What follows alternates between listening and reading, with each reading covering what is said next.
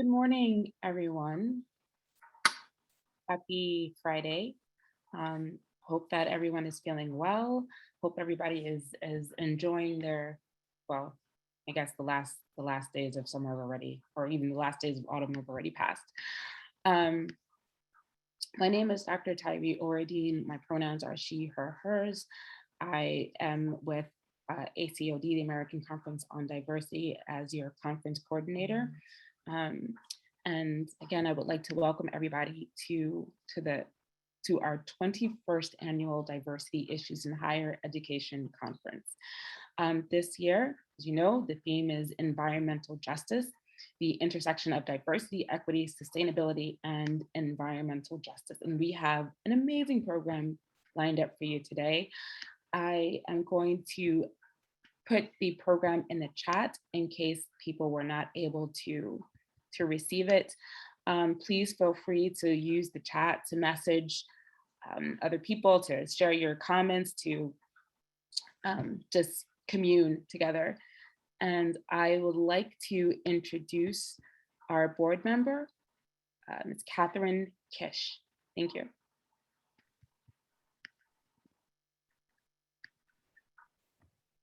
Good morning, everyone.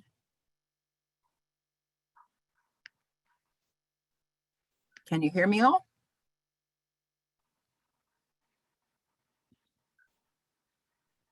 Good morning. Yes. Good, thank you. Sorry about this technical question.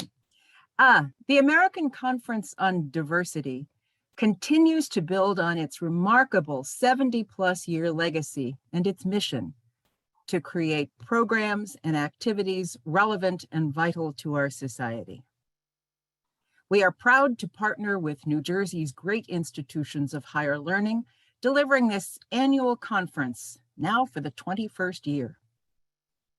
Our ultimate goal is to make sure that individuals who participate in our programs serve as ambassadors for diversity, equity, and inclusion, and are present at every decision-making table, including those that are working toward keeping our world habitable.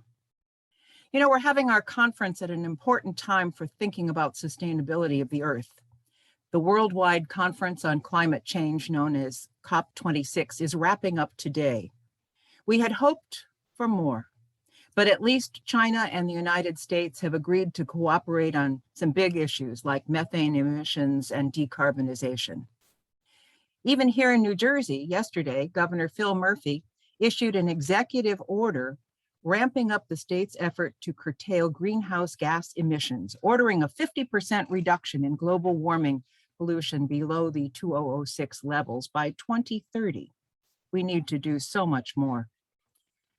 Our conference today, this American Conference on Diversity Higher Education Conference, is focused on environmental justice.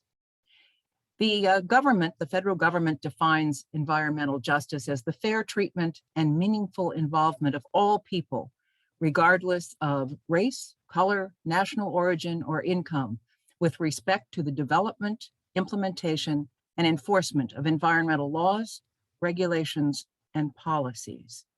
No group of people should bear a disproportionate share of the negative environmental consequences.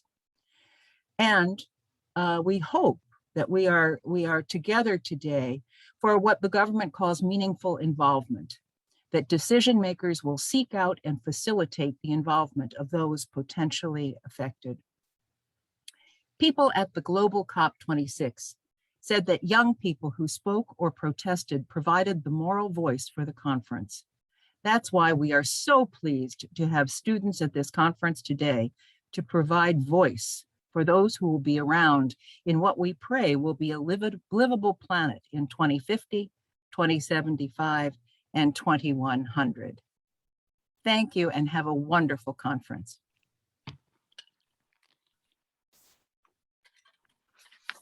And now I would like to introduce the Associate Director of the Affirmative Action Programs at Kean University, Patricia Shaw, to introduce our keynote speaker. Patricia? Thank you, Catherine. Good morning, everyone. I have the esteemed honor of introducing Dr. Nikki Sheets, Esquire. who currently serves as a director of the Center for the Urban Environment of the John S. Watson Institute for Urban Policy and Research at Kean University. It is here where he furthers the missions of providing support for environmental justice community. The key issues addressed are air pollution, climate change, cumulative impacts, developing environmental justice legal strategies, and increasing working capacity in the EJ community. Dr. Sheets is a founding member of the New Jersey Environmental Justice Alliance, where he has been instrumental in developing numerous policy recommendations intended to improve the environmental quality, public health, and well-being of residents in communities of color and low-income communities, which are often overburdened by disproportionate environmental pollution. He has served on the New Jersey Clean Air Council and the EPA's Clean Air Act Advisory Committee and the National Environmental Justice Advisory Council, along with currently serving on the White House Environmental Justice Advisory Council. Without further ado, I introduce Dr. Sheets.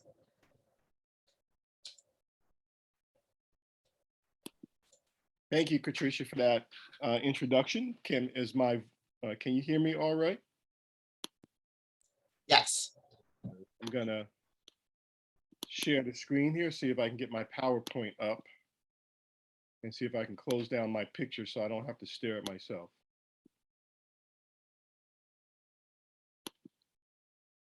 You know, I've reached the age where you rather have people imagine what you look like than actually see what you look like.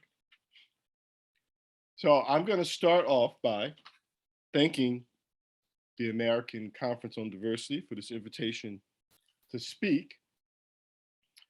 And let me go to the game plan for the talk. I'm going to pack a lot into this talk. I'll start off by saying a little bit about myself, but then more importantly, we'll talk about the EJ grassroots movement and what the goals of the movement are and why we do what we do, and also talk about the difference between the EJ environmental movements. And then I'll talk a little bit more about the motivation of the EJ movement. That's more about why we do what we do. And then I'll give a policy example, and it will be climate change mitigation policy to demonstrate kind of how we think in the EJ movement and to further demonstrate the difference between the EJ and environmental movements. And because so many people in the audience, I believe, are educators, I'll finish off by talking about an educational project that the EJ community in New Jersey is still working on and might interest many people in our audience. So what do I do? Well, for full transparency, I am part of the EJ grassroots movement, so I'm not neutral, but what I do principally is I try to help the grassroots EJ movement develop the best possible public policy from an environmental justice perspective. You'll hear me say a lot EJ for environmental justice, by the way. So I use my scientific and legal backgrounds to help develop this policy. And EJ organizations, so there's a national grassroots movement. My home EJ organization, the New Jersey EJ Alliance, I'm a member of several other national and regional EJ organizations, coalitions. And EJ organizations are led and comprised mostly of people by people of color, but we are integrated, well integrated, because remember that environmental justice communities, you'll hear me say that a lot, are of color communities and low income communities of all color. But most EJ organizations are small and under-resourced, which I'll say a little bit more about in a minute. As compared to our environmental cousins, the environmental movement, you usually think of as larger national organizations, mostly white-led, much better resourced than the EJ movement. For example, I think the last figure is that of the funding that goes to address environmental and EJ issues, by the way, the environmental justice movement receives less than 5% of that. But maybe most importantly, what I want to tell you is that the EJ movement and environmental movements have different primary objectives. Our goal in the EJ movement is to protect communities. Our primary goal is to protect communities of color and low-income communities from disproportionate pollution and to work with these communities. We care about the physical environment, but our primary goal is protecting and working with these communities. The primary goal of the environmental movement is to protect the physical environment. Now, they care about communities, but their primary goal is to protect the physical environment. And because we have different primary goals, sometimes the environmental justice movement and EJ movement are driven to different policy points, and we'll talk about that in a minute. But first, I want to talk about a little bit more about the motivation. What motivates EJ folks, and why do we have an EJ movement? And here are two figures that I've shown all over the country, so much so that I get teased about them. I'm just happy to have a new audience to show them to. James Harris has probably seen this before. Apologies, James. But these figures were put together by New Jersey Department of Environmental Protection. You'll hear me call them DEP for short. And they show the relationship between pollution in New Jersey, race, and income. So the first thing that New Jersey DEP did was they assigned a cumulative impact score, figured out a cumulative impact score for every neighborhood in New Jersey. Now, for these purposes, you can informally think of cumulative impacts as a rough estimate of the total amount of pollution in a neighborhood. So they gave every neighborhood in New Jersey a cumulative impact score, and then they said, well, what's the relationship between race and income and pollution in New Jersey? So they graphed it. And you see the results. Look at the top figure. You'll see that as the number of people of color living in a New Jersey neighborhood increases, so does the estimated amount of pollution. And the same thing is true for people living in poverty. As the number of people living in poverty in a New Jersey neighborhood increases, so does the estimated amount of pollution. And this, today, I will call this a very troubling relationship. Depending on how I feel, sometimes I will call it disturbing, unholy relationship. The relationship is not right, however you look at it. And I'll say what I normally say, I'll repeat this, is that what these figures are providing you evidence of is that if you live in New Jersey, the amount of pollution in your neighborhood is connected to race and income, the color of your skin, and the amount of money in your pocket. And of course, that goes against everything that at least we claim we stand for in New Jersey and in the country. And you know, the primary thing we're worried about is that these disproportionate pollution loads that you see in environmental justice communities on the right of your screen, right, low-income communities and communities of color, these disproportionate pollution loads play a role in the health disparities that are so deeply rooted in our nation and are based on race and income. And just to give you an example, Newark is about what, 88% of color. So you see that EJ community is to the right of your screen, to the far right of your screen. And you know, these figures represent why we have the primary purpose of why we have an EJ movement and why the EJ movement started. So let's go to a policy issue, and we've already talked about it a little bit, climate change mitigation policy. And let's talk about that from an environmental justice perspective, so you understand more how we think about things. So let me just remind you that in climate change mitigation policy, I have the dioxide capitalized there, I shouldn't. And in climate change mitigation policy, the primary thing you do to try to fight climate change is reduce emissions of greenhouse gases, especially carbon dioxide, usually carbon dioxide. Well, from an EJ perspective, we want to use climate change mitigation policy not only to fight climate change, but to get emissions reductions in EJ communities. That's kind of the simplified premise of what we want. The more detailed premise of what we want from the EJ perspective of climate change mitigation policy is shown by the top paragraph there. Let me read it to you. We want guaranteed emissions reductions in the near EJ communities, preferably with greenhouse gas co-pollutant reductions intentionally maximized, but reductions either way. Okay, what in the world does that mean?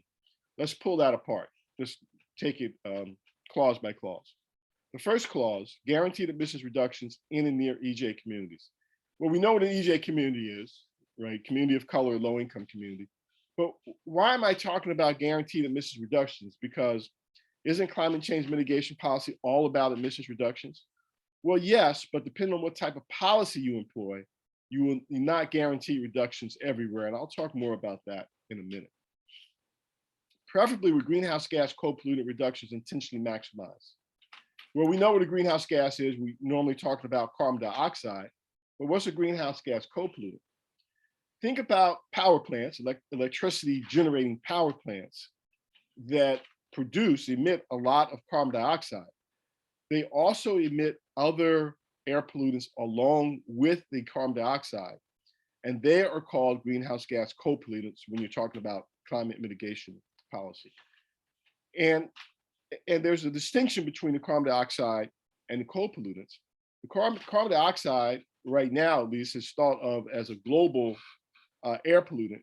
And what that means is that reducing it in California is the same as reducing it in New York or New Jersey for the purposes of fighting climate change. So carbon dioxide doesn't hurt you directly, it hurts you by causing climate change, and climate change can hurt you. But these co-pollutants that are emitted along with carbon dioxide do hurt local communities near the power plants that emit them directly. These are pollutants like airborne particulate matter, sulfur dioxide, and nitrogen oxides. And they have locally detrimental health impacts. And they also are part of the disproportionate pollution load that we saw estimated in the previous slide that I showed you. So we want to use climate change mitigation policy to reduce this disproportionate pollution load, as well as fight climate change. Now, ideally, from an EJ point of view, climate change mitigation policy would hit a carbon dioxide reduction goal, while at the same time maximizing the amount of co-pollutant reduction, right, while it achieves that goal. But no climate change mitigation policy that has been implemented yet does that. So we say we'll take the next best thing, which is guarantee us carbon dioxide reductions in EJ communities, and we'll get incidental reduction of the locally harmful co-pollutants. And in that way, we will improve the health of EJ communities. Now, usually I give an entire presentation on this concept, but here I want to give you enough to understand it, so you kind of get an understanding of where how the EJ community thinks and what we care about. Well, so what we're saying, let me go about that for a minute. What we're saying is that if a power plant is located in an environmental justice community, then it has to reduce its emissions. And that seems pretty straightforward to us, but the problem from an EJ perspective is that the primary policy that's being used in our country now to fight climate change is called carbon trading, which is a market-based mechanism. And under carbon trading, it is not guaranteed that plants in EJ communities will reduce their emissions. Now, New Jersey is in a carbon trading program as we speak. It's called the Regional Greenhouse Gas Initiative, RGGI for short, RGGI there is the acronym. The EJ community opposed New Jersey going into that program, but we did not have enough political power to stop it. And one of our primary reasons for opposing it is because emissions reductions are not guaranteed in EJ communities. Now, let me be careful here. Undoubtedly, under carbon trading programs, there will be some emissions reductions in EJ communities. But the questions are, how many EJ communities will receive reductions? Which EJ communities will receive reductions? What will be the extent of those reductions? And over what time period will those reductions be delivered? And from an EJ point of view, for communities suffering from disproportionate pollution and health disparities, those are too many questions. And let me just say, we think is, and I'm soft pedaling it here, we think it's ironic that perhaps the most important environmental policy of our time will not guarantee emissions reductions in the communities with the most pollution. So when you define justice and equity in the way I have, where reductions occur, carbon trading and other market-based mitigation mechanisms, such as a carbon tax, leave equity and EJ to chance, because the market decides where those reductions occur. Policymakers don't decide, and communities don't decide. And for us, that's just not good enough. So I usually if I'm talking about this policy, I end with a challenge. And I say that many organizations and institutions say that EJ is a priority.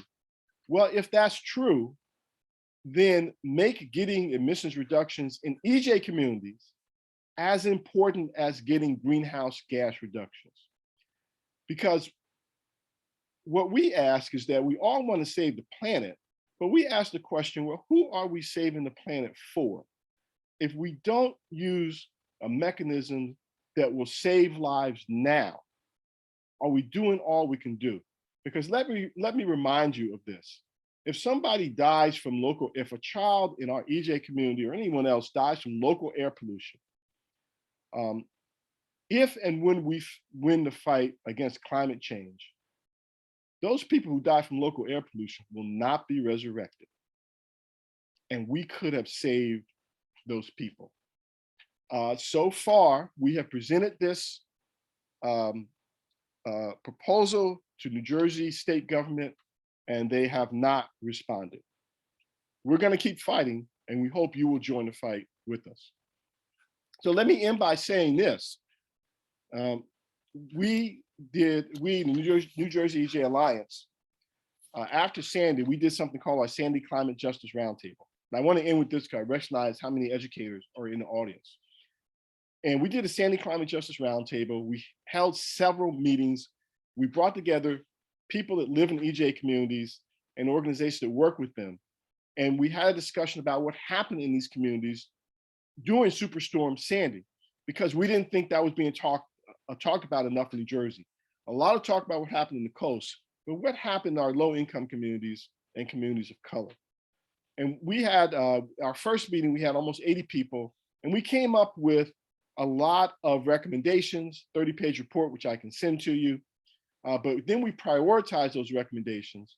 And one of the prioritized recommendations was that environmental justice, including climate justice, and we consider climate justice part of environmental justice, should be taught in our New Jersey school system.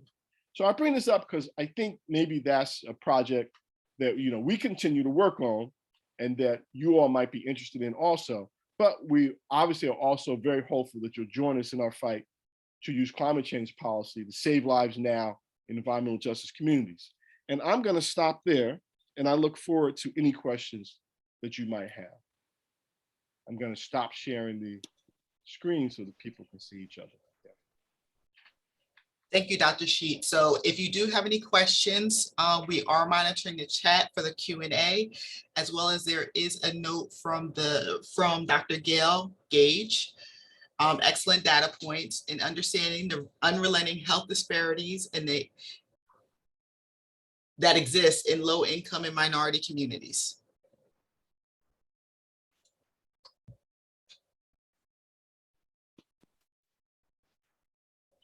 Does anyone else have any questions or comments for Dr. Sheets? That's more of a comment than a question, but right, yes. I'm glad you reinforced that, yes. Dr. Sheets, this is James Harris. What can the audience, what is it that people who are attending this conference can do to support the efforts that you're speaking about? I'm glad you asked that question. What we are doing now, we being New Jersey EJ Alliance, we are reaching out to concentrating on of color, social justice and community organizations and explain the problem and trying to get their support. And our plan, Mr. Harris, is that we will continue reaching out, trying to do some community organizing to those organizations, explain what we're all about, explain the question, the issue, hold a conference where we're going to call a People's Assembly sometime next year. And the plan now, but we'll get input and see what people think, is to actually perhaps file a legal petition to the state to ask them to include this recommendation in their rulemaking in some form. So that's where we are right now. And we're a small organization, so we're trying to carry out that, that campaign. So we would love to make presentations and visit people's organizations and make presentations to folks about this and actually other issues, and see if they're interested in helping us with this campaign. Dr. Sheets, this is Jianping Wang. I saw your last recommendation about including environmental justice in schools. Mm-hmm. Has the committee or your organization thinking about promoting that in the general education curriculum in higher education institutions? Because many of our students are already advocates. As you look around at the global stage, you know, a lot of college students are extremely active there. And how do we, there are talks about technology literacy into the general education, but environmental crisis is much worse than technology challenges. So I just want to hear your thoughts on that. Our concept, when we say in the schools from New Jersey EJ Alliance point of view, we're mainly talking about, at this point, high schools. We've had several EJ leadership programs. And we've talked to the Department of Education in New Jersey. We have capacity issues. We're trying to develop a curriculum. We're going to be trying to develop a curriculum that can go in New Jersey schools.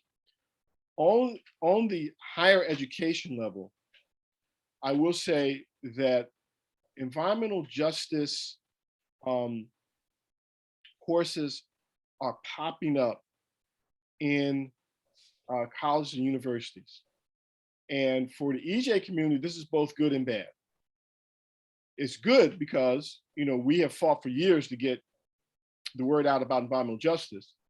And we are now, environmental justice is kind of a hot, sexy topic. Everybody and their mom and dad want to do it. And in some ways that's good, but in other ways that's a threat to us because, institutions, including frankly, higher institutions of learning, have more resources than we do, better name recognition. And there's a possibility that those institutions, environmental groups, government, universities will start defining what environmental justice is and not the environmental justice community itself. And we already know that in some institutions, the EJ course is being taught not from the point of view of the EJ community, but from other points of view, including from the point of view of environmental organizations, which actually disagree with us about climate change. So it's an interesting issue. We do think that courses need to be taught at university level. We just hope that people that teach them will, at least be associated with the EJ grassroots movement and have that point of view, at least get that point of view taught at some point during the courses. Thank you, Dr. Dr. Sheets, I would like to just thank you for really, clarifying for me. I think because the Watson Institute is now integrated Kean University and the work that you're doing. So I'm getting more of a crash course on environmental justice versus environmental sustainability or environmental advocacy, right? I didn't know the difference. Now I'm starting to see the difference in regards to how we look at social justice in regards to how things affect communities of color. And I'm fortunate enough and blessed to be able to have the work that you're doing integrated to work with Kean and doing a Kean. And I'll talk more about it on my panel. But I'll tell you this, I'm learning a lot more. And now as I'm starting to look at Kean and transfer Kean into this urban research university, maybe I think we need to start thinking for those folks who are in positions of power, looking at educational justice, right? Looking at technically across the board, not just advocacy for access and opportunity, advocacy for equity and inclusion, and include that. So as I now start to really think about the direction of Kean University, I'm going to start thinking more from an educational justice lens that really looks at how we teach, whether it's the efficacy of instruction, it's the pedagogy of instruction, and also how we advocate and how we support these groups that we have on campus that have more of that, comes from that, born from that civil rights type of mentality. So thank you for reinforcing what I'm learning from you by listening and reading some of the things you're doing more closely than I have done in the past. So thank you for that. Thank you for this presentation. Thank you for saying that. Dr. Sheets, I'm going to read some more questions, actually comments and questions from the chat. From Catherine Wu, thank you so much, Dr. Sheets, for all your work in advocacy. From Eileen Poani, thank you for your insightful remarks. What can our universities do to support the infusion of climate change education in the K through 12 curriculum? That's a good question. And let me say, it's not, from our point of view, what we're talking about is not climate change education. I mean, that needs to happen. But from an EJ point of view, we're talking about climate justice education. Because we think there's a lot of climate change education in the schools already. Could be wrong, because I'm not in the schools. But what we don't think there's a lot of is climate justice education, climate change education from the perspective of environmental justice communities, where emphasis is on things like saving those communities while you're saving the planet.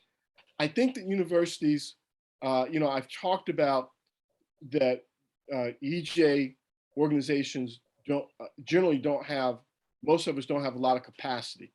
So partnerships with the universities that have the capability of, we have the substantive knowledge, the EJ community does, but we don't generally know how to develop curriculums.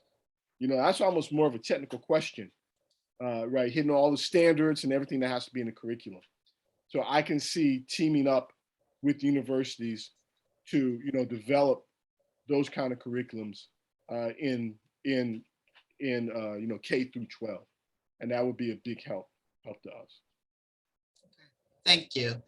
So from Repollet, you include data from the New Jersey Department of Environmental Protection showing the relationship between pollution and poverty. Is this data publicly accessible? It is. It's actually on DEP's website. I'll tell you a little bit of a story about that. The cumulative impacts is a battle we've been fighting, right along with the climate change mitigation policy since about at least 2007. We just got a cumulative impacts bill adopted last year in New Jersey. And I have to say, I'm poking New Jersey about the climate change mitigation policy. We're not happy about that, but they took a step out on cumulative impacts policy, and we have the strongest cumulative impacts law probably in the country, right now. But through partly because of our advocacy, the New Jersey Department of Environmental Protection developed the cumulative impact screening tool that produced the figures that I showed. And that was doing, I'll just go ahead and say it. I usually say a progressive administration. Maybe I'll say I was doing more progressive administration. When administrations changed to a more conservative administration, we were really afraid that those graphs would disappear. But they didn't, so we downloaded them. But they're still on DEP's website. If you go and look under environmental justice, you can get to those graphs. Now, what I will say is that for some reason, the new administration and DEP under the new administration has, for some reason, disavowed that screening tool. Don't know why. I can speculate, but I will not. And we don't quite understand that. But even though they've disavowed it, those figures are still up. So another one from the Q&A. Have there been efforts to have college and universities in New Jersey sign on to a compact regarding climate justice? There have not been efforts to do that. We frankly, right now, that's probably a little bit beyond our capacity. Although I think that's a great idea. And maybe once we go to the social justice organizations and get their support, maybe our next stop should be universities. One idea that I've had for a very long time, though, and maybe we can implement that now, is I think you've heard about, I'm getting older now, I'm forgetting, carbon dioxide, oh boy, what do you call it? A lot of universities have signed a pact saying, we will calculate our carbon dioxide emissions and try to come up with ways to reduce them, which is good. But from an environmental justice point of view, what we've been advocating is that universities should calculate their particulate matter emissions. What are your particulate matter emissions related to the university? And how are you going to reduce those? Because those are the emissions that are hurting the communities surrounding the universities right now. So that's kind of related to climate change, but more related to toxic air pollution. Okay, and the last question would be, given the pushback across the country regarding teaching critical race theory, are you concerned that recommendations to teach EJ and CJ in schools will be misconstrued to be the same? Yeah. Excuse me, yes, misconstrued to be the same, thus receiving similar pushback or push against? That's a great question. We haven't been concerned so far because we're in such an early stage that we have more basic concerns than that. But if we get to that point, we'll see what happens. We'll see what happens then. It may be that because the focus is on climate change, that the way it's presented, may ameliorate some of that. But anything is possible. So hopefully we'll get to a point where we see, and hopefully that won't happen. Okay. And then the last comment, that there are several universities nationwide that provide programs to help our universities develop sustainability across the curriculum. Loyola, Chicago, and Santa Clara University are among them. So that concludes it for the questions and comments for the session. Again, Dr. Sheets, I thank you for joining us and imparting us with your wisdom regarding the EJ movement. And, I wish you all the best. And again, welcome to the Kean family. We are glad to have you here. Thank you. And thank you for the invitation to speak. I really appreciate it. Thank you. Tyree. Hi, everybody. That was so informative. Thank you, Dr. Sheets. I would like to now move us forward in the programming, and we're going to hear from the university presidents. And I will introduce Mr. James Harris, who will introduce the presidents and lead their panel.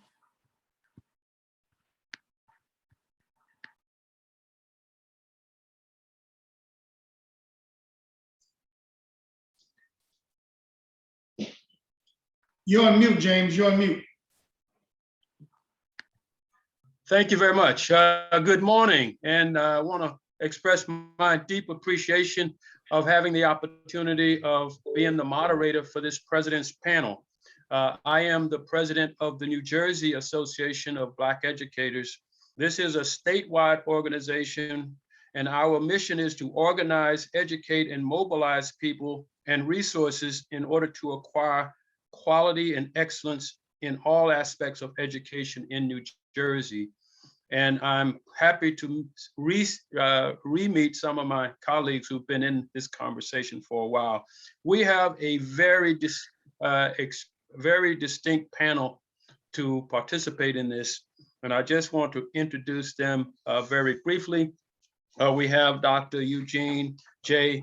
Cornacchia, who is the president of St. Peter's University in Jersey City. He'll have more to say about his introduction. We also are blessed today to have Dr. Lamont Repollet, I believe one of the youngest members of the higher education presidential team. And we also have Dr. Jianping Wang, who is the president of Mercer County Community College, a very dynamic and growing institution in the center part of the state. You have their full biographies in your program, which I believe is listed. So we're going to start the conversation by just asking each of our presidents to introduce yourself and tell us how you became informed and concerned about energy conservation, environmental sustainability, and issues of diversity, inclusion, and equity in your realm of profession. So why don't we start with Dr. Repollet? Good morning, everyone. As Dr. Harris indicated, my name is Lamont Repollet, the president of Kean University. It is a privilege to be speaking to you today on a topic that is near and dear to me. I think when it comes to diversity, inclusion, equity, and now looking at environmental science, environmental justice, and sustainability. As a father of a daughter that's an architecture major, I truly understand the built environment a little bit more, because my daughter's coming home talking about how can these built environments, architecture, kind of help and support the environment, such as something that I'm becoming familiar with. Congressman Bonnie Watson Coleman. She's introduced the Shades Act, which has to do with the trees, and I didn't understand that was something in urban communities. So as I become more familiar with this through my daughter and through also the work that Dr. Sheets is doing here at Kean, environmental justice now is becoming one of those areas in which we are starting to focus on a little bit more at Kean University, but personally as well. But everyone who knows me understands that diversity, equity, inclusion are core principles of me, of my own personal, and also at Kean University. I think that's one of the equities we've been talking about, and fairness and treating everyone equally can only happen when there is people starting to have these conversations, when it's intentional about environmental justice, about the social justice as well. Kean University, I'll say, is a unique position to contribute to this cause. We are one of 25, just became one of 25 colleges and universities nationwide selected by the U.S. Economic Development Administration. A grant to promote innovation and strengthen regional economies. So we're starting to truly move into a place where the universities can support environmental justice. And this grant will allow us in the 3 regions of New Jersey, the South, Central, and North, to make an impact as well. And also, I'm pleased to say that Governor Murphy just signed legislation this week, making Kean University New Jersey's first designated urban research university. And I say, that with a lot of pride, because when you have the urban attached to that research university, that lets everyone know that your focus is clearly on environmental justice, educational justice as well. So those are some of the things we're doing at Kean University. I look forward to really having this panel discussion and hearing from my colleagues, Dr. Wang and Dr. Cornacchia, to really just have a conversation about the roles we're playing at our university, respective universities and community and colleges, to really support this environmental justice movement. Thank you very much, Dr. Repollet. Dr. Wang, how did you come to this conversation, and what route did you take as you become the president of one of the most significant community colleges in the state of New Jersey? Well, thank you. Thank you so very much for having me here. I'm thrilled to be here. And as my name may have given away, that I was born, raised, and mostly educated in China, People's Republic of China. Came here at age 30. And so I finished my doctoral program here. And I was made so fully aware because of my roots in China, where environment justice issue is even more prominent. Bigger cities like Shanghai, Beijing became, internationally tourist destinations at the expense of the smaller rural and poor communities. So that's that part. Once I came here, particularly in my current position as the president of Mercer County Community College, we have 2 campuses. One campus is situated at West Windsor of New Jersey, which is also known as Princeton Junction. I'm 6 miles away from Princeton University. And the other campus is at downtown Trenton. So when I took this job more than 6 years ago, this is what I said to the board, why I wanted to be the president, is this is a gold mine that is not developed fully. Trenton campus is fully underdeveloped and still is very much underdeveloped. We have a lot of resources, but we are not tapping into them. As a result, we have an urban campus that doesn't have half of the resources that the West Windsor campuses has. This is the same college, but totally different. And in terms of environmental justice, so for example, at my West Windsor campus, we have a solar farm. So we generate more than $1 million worth of electricity from that farm to subsidize our energy. But what about West Windsor, the Trenton campus? We don't have anything there. The campus still is using the very old HVAC system that generate electricity at a high cost to the environment, which means high cost to the neighbors surrounding. And to me, that's very unjust, right? So I felt that we needed to do a better job to be conscientious in all the decisions we make as leaders of those institutions to ensure that equal opportunities, I'm not asking for more, I'm saying equal opportunities are provided to those urban campuses that have been ignored for a long time. And so I give you one example. Most recently, I'm approached by our team to consider an alternative energy program, wind energy. And the company approached us. They only talk about West Windsor. So finally, I just pushed every paper aside and I said, listen, I have a college that has 2 campuses. And if you're not interested in my urban campus, then I'm not interested in working with you.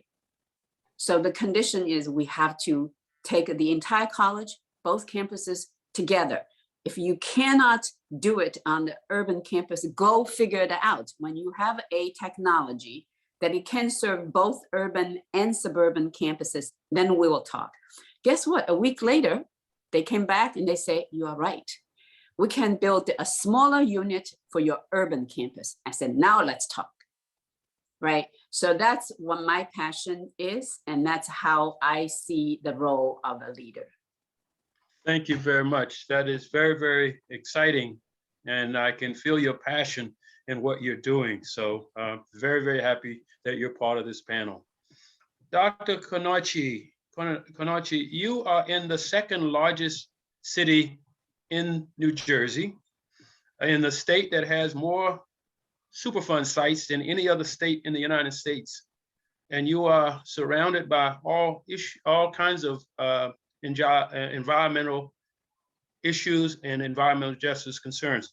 How did you come to this, your interest in participation in this whole area? Thank you. It's a pleasure to be here. This is a really important and timely topic. You really did point to the core of the issue for us here at St. Peter's.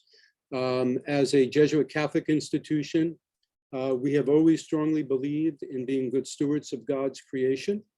And going back to about 2008, the Jesuit institutions began talking about a commitment to change our institutional roles in climate. And so something called the American College and Universities President's Climate Commitment was established back in 2008. And I signed on to that right away. Today, I think it's called the Climate Leadership Network for those who are interested. There are about 400 or so colleges and universities that have signed on to this. And what it does is to commit each institution to work towards zero emissions, reducing their carbon footprint. So at St. Peter's, at that same time, as I reflected on who our student population was, it's the very group, 70% of our student population are students of color. It's a very group that are disproportionately impacted by environmental degradation, quote, urban renewal and development, of which Jersey City is well known to be a city that has gone through a great deal of that. And not enough attention has been paid to the impacts on that population. And so for St. Peter's, we committed to awareness, education, but more than anything else, action, encouraging our students to take action in their own communities to bring about change and promote environmental justice.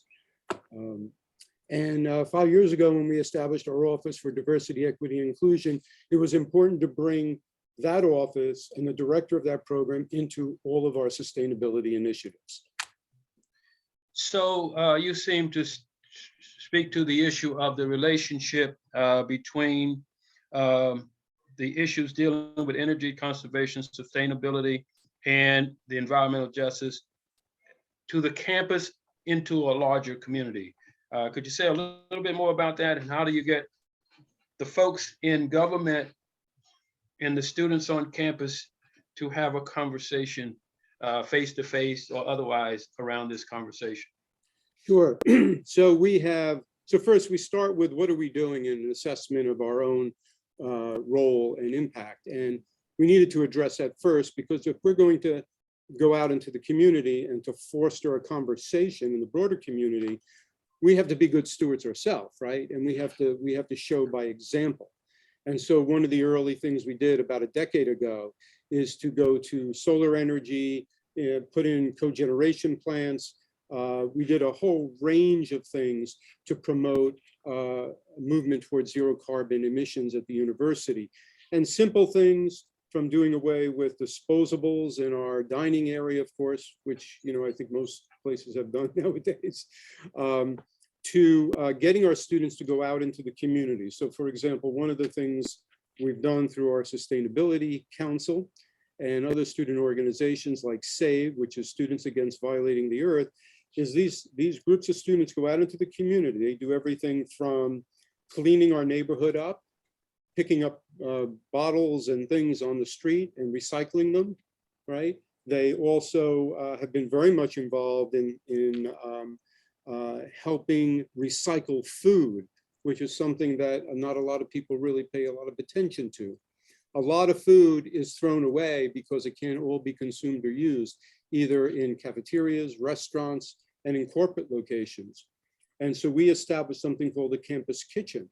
And that campus kitchen goes out and reclaims that food, repackages the food into meals that are delivered to people who are food insecure in our community. And this is all, I'm grateful that donors have stepped up and provided things like refrigerated vans, et cetera, to assist in that effort. This past year, we served our 100,000th meal from reclaimed foods. And so our students are very active. We've held conferences here at the university, engaged the community in those conversations. And I think, our own mayor, I think, acknowledges our impact in the community in promoting environmental justice here. That is a very, very impressive resume. And it's so exciting to hear that the students have actually done work that directly connects them to the communities from which they come. And I've witnessed the growth of St. Peter's in Jersey City. And I commend your dynamic leadership over the years. All right, let me just add one quick thing. One other thing I should have mentioned, and I think it's important because it's another way the community came into this, is that we had a surplus tract of land that we converted to a community garden. And so members of the larger community have grown their vegetables there over the last several summers, and it's free and they take whatever they need. And Dr. Repollet or Dr. Wang, would you like to add anything to that question? I think my colleague is correct. I think, it starts really with policy, right? How we govern. And I think that, policy informs practice, right? If it's something that you intended to be put in a policy, put in a regulation, and therefore that will change behaviors of others. And I think that as we start to really look at these issues, these systemic issues, environmental, healthcare issues all across the board, we need to be intentional in our decision making, right? And we need to model that. I think Dr. Cornacchia talked about modeling, right? We need to be the ones. And I think that, as university and college presidents, how we go, the state goes, right? We are creating the next generation workforce. We are also changing hearts and minds of individuals. We're also pretty much creating these thought leaders. And I think that whether it's an incoming freshman talking about environmental justice, right, within the general ed courses that Dr. Wang talked about, I think, so these are some of the things that we really need to foster. Right? How do you do that from their sophomore, junior? So as they persist to graduation, I think as we start looking at student supports, we also need to start to really advocate for educational justice across the board. So I definitely agree with the fact that we need to put our money where our mouth is, practice what we preach per se, and kind of create a situation where it starts at the top. Thank you very much. Dr. Wang, what is your Mercer County doing to promote environmental sustainability with regards to this whole issue of social justice, diversity, and inclusion? And by the way, I've lived through the evolution of conversations about where we're first talking about access and affordability. Then we got into something called affirmative action. And more recently, we started talking about people of color. And so now this new thing that seems to be coming onto all of our environments and vocabulary is inclusion, diversity, and equity. What does that really mean to the students and staff on your campus, Dr. Wang? It means a lot of things. And I just want to echo my colleagues saying it starts from us. We have to lead by example. We have to lead by our decisions, and we have to make our positions very clear on campus. So we have done a lot of similar things that my two colleagues already mentioned, the student clubs and colleges policies and universities policies. We do all of that at Mercer.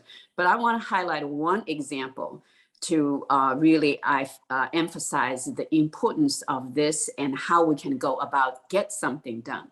So for example, the college cost to go to a post-secondary education is very much on all our minds, right? The student debt is through the roof, and the very population that we are here to protect are the most heavily impacted.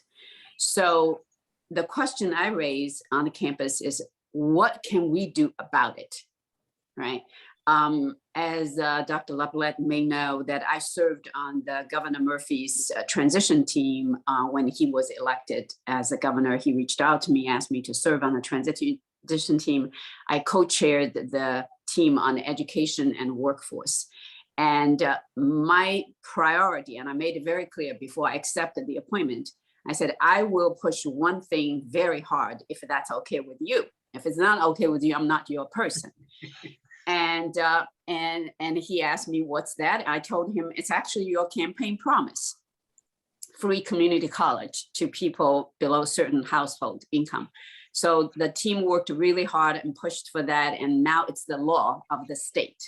So I'm very proud of that. But tuition is only one part of the cost of obtaining secondary, post-secondary education. We have textbooks that's going through the roof. We have transportation, we have food, we have housing, we have healthcare, mental health care, all of that. So one thing at a time, I challenged our campus community to consider cost of textbook is not just cost of textbook. It's an equity and access issue. So of course, our faculty have their opinions. So we got everybody together. Long story short, we really focused on the OER, open educational resource issue, textbook issue, as an affordability and access issue. Plus, it's an environmental issue because textbooks are used 1 year. Publishers want to make a third, fourth, 30th edition that changes 2 sentences, and then the price goes up 10%, and the students have to buy another copy. All these papers, you know, they're cutting down a lot of trees unnecessarily and wasting a lot of labor on top of polluting the air. And so that's the concern. If we can go into OER, but then you have other associated issue with technology, broadband, you know, those things. So we are seriously considering a, what do we call it, all access OER package that will eliminate the barriers of the people who have different preferences. And those who cannot afford it, we will provide financial aid, whether it's from federal, state, or foundation. This year, Mercer County Community College reached its commitment of $1 million in scholarship. That's very rare among community colleges. But that was my goal when I first took the presidency. I went to the foundation. I said, I got a challenge for you all. And they said, what's that? I said, we're giving out $267,000 a year in scholarship. That's only a quarter of the needs out there. And they said, how did you know? I said, I looked at the applications. These are the people who are applying for financial aid. You're only given 1 out of, you know, 4 people get that. The other 3 are turned away because we don't have enough money. So let's find a way to get to 1 million. So then we'll meet the needs. And this year we reached that. And I think to consider education as a total package, not just the tuition, not just the meal plan, not just the room and board. There are many costs that prohibit students from continuing. When they have a flat tire and they don't have money to fix that flat tire, they cannot get to the campus. So what do? We build a shuttle service between our 2 campuses. We also give out the bus, whatever they call the vouchers, to those who can't afford it. And that way we reduce the carbon footprint and we connected the urban students to our suburban campuses. So to me, it is a holistic approach, but conscious mindset. Whenever you make a decision, you think about environmental justice, that's a fairness, equal opportunity to those who typically have been forgotten, you know, and it's very personal to me because I came from a not educated family at all. My mother never went to school. My father graduated from middle school. And when I told them I wanted to study English, they thought English was some sort of a, you know, strange thing. They don't know it's a language. And so from a very undereducated family in a background where girls are not valued to be educated. My parents did not want me to go to college at all. I sneaked out and, you know, with the help of some people and went to the college and they never stopped me after that. And so I know the power of education from a really not so very much wanted girl in China to a college president in a foreign country. And it's because of education. And I'm very passionate about pushing the education into the neighborhoods there is not available. And this will allow more champion for environmental justice. I think Dr. Sheets mentioned about education. And that's why I asked the question, how do we get into the curriculum, right? So I'm going to end this by saying I have a suggestion for us to think about. Every state of public higher education system or public and private higher education system has a structure, whether it's called a commission or secretary of higher education or regions or whatever. And subgroup of it is a academic committee that approve all the curricula. I serve on AIC for New Jersey right now, and all curriculums approval come in front of that body. maybe it's time to go to that body and to make sure that body, when they review any new curriculum about sustainability, environmental justice is a key component in it. So that, environmental sustainability curriculum, not just talking about sustainability, but also talk about environmental justice. That is a powerful recommendation, and I'm sure the audience heard it and will be looking forward to seeing what comes from that. I also want to commend you for your advocacy for what has become a very, very exciting policy of the free tuition for low-income students to not only attend the 2-year community colleges, but it has transferred to the 4-year. Dr. Repollet, as I drive down Morris Avenue, I see that you have expanded, or Kean has expanded its footprint. I can't tell whether I'm at a public university or a private university with all the buildings and the way those buildings have been constructed.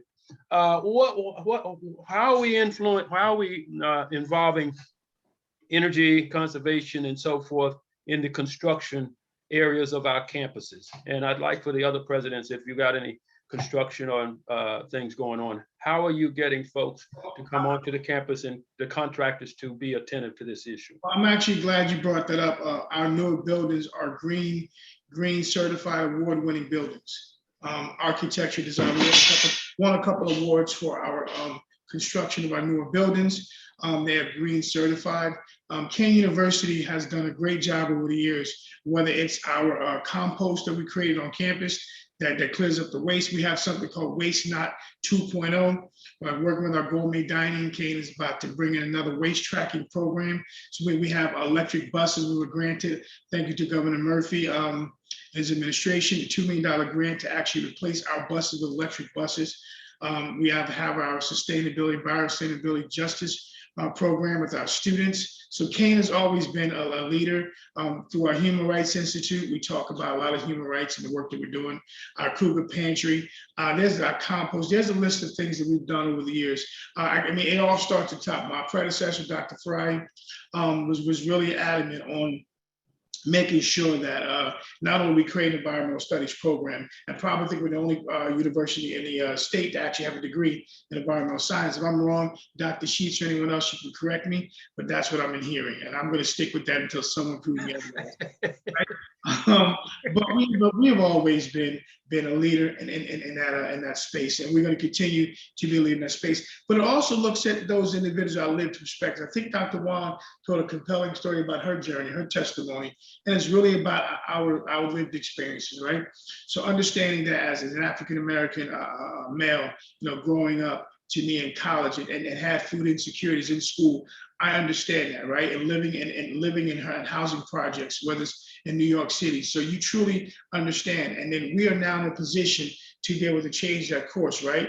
Not what students do at home, but how we present ourselves in college, right? At the university level, by providing examples such as composting and doing what Dr. Cornacchia talked about as far as lunch and looking at the foods and things like that, have a food pantry, food lunches. I think just higher ed is changing. COVID-19 has given us a problem opportunity, right? A problem opportunity since the fact that our worlds of this brick and mortar space has really been altered, right? To now it's a hybrid learning environment. We realize that people can work from home, but also it highlighted the insecurities and highlight the inequities that we've had already in education.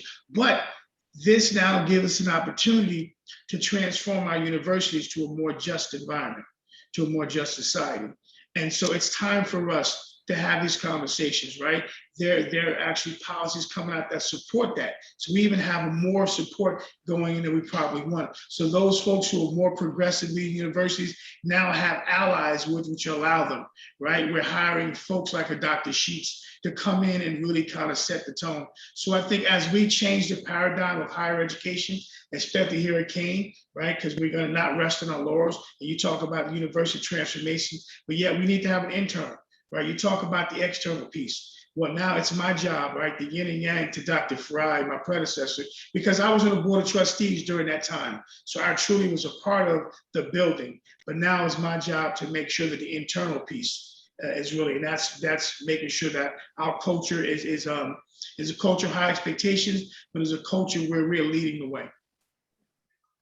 Very good. We have just a few minutes left to this particular section, so I'd like to offer any closing remarks or cover anything that we haven't highlighted during our very exciting conversation.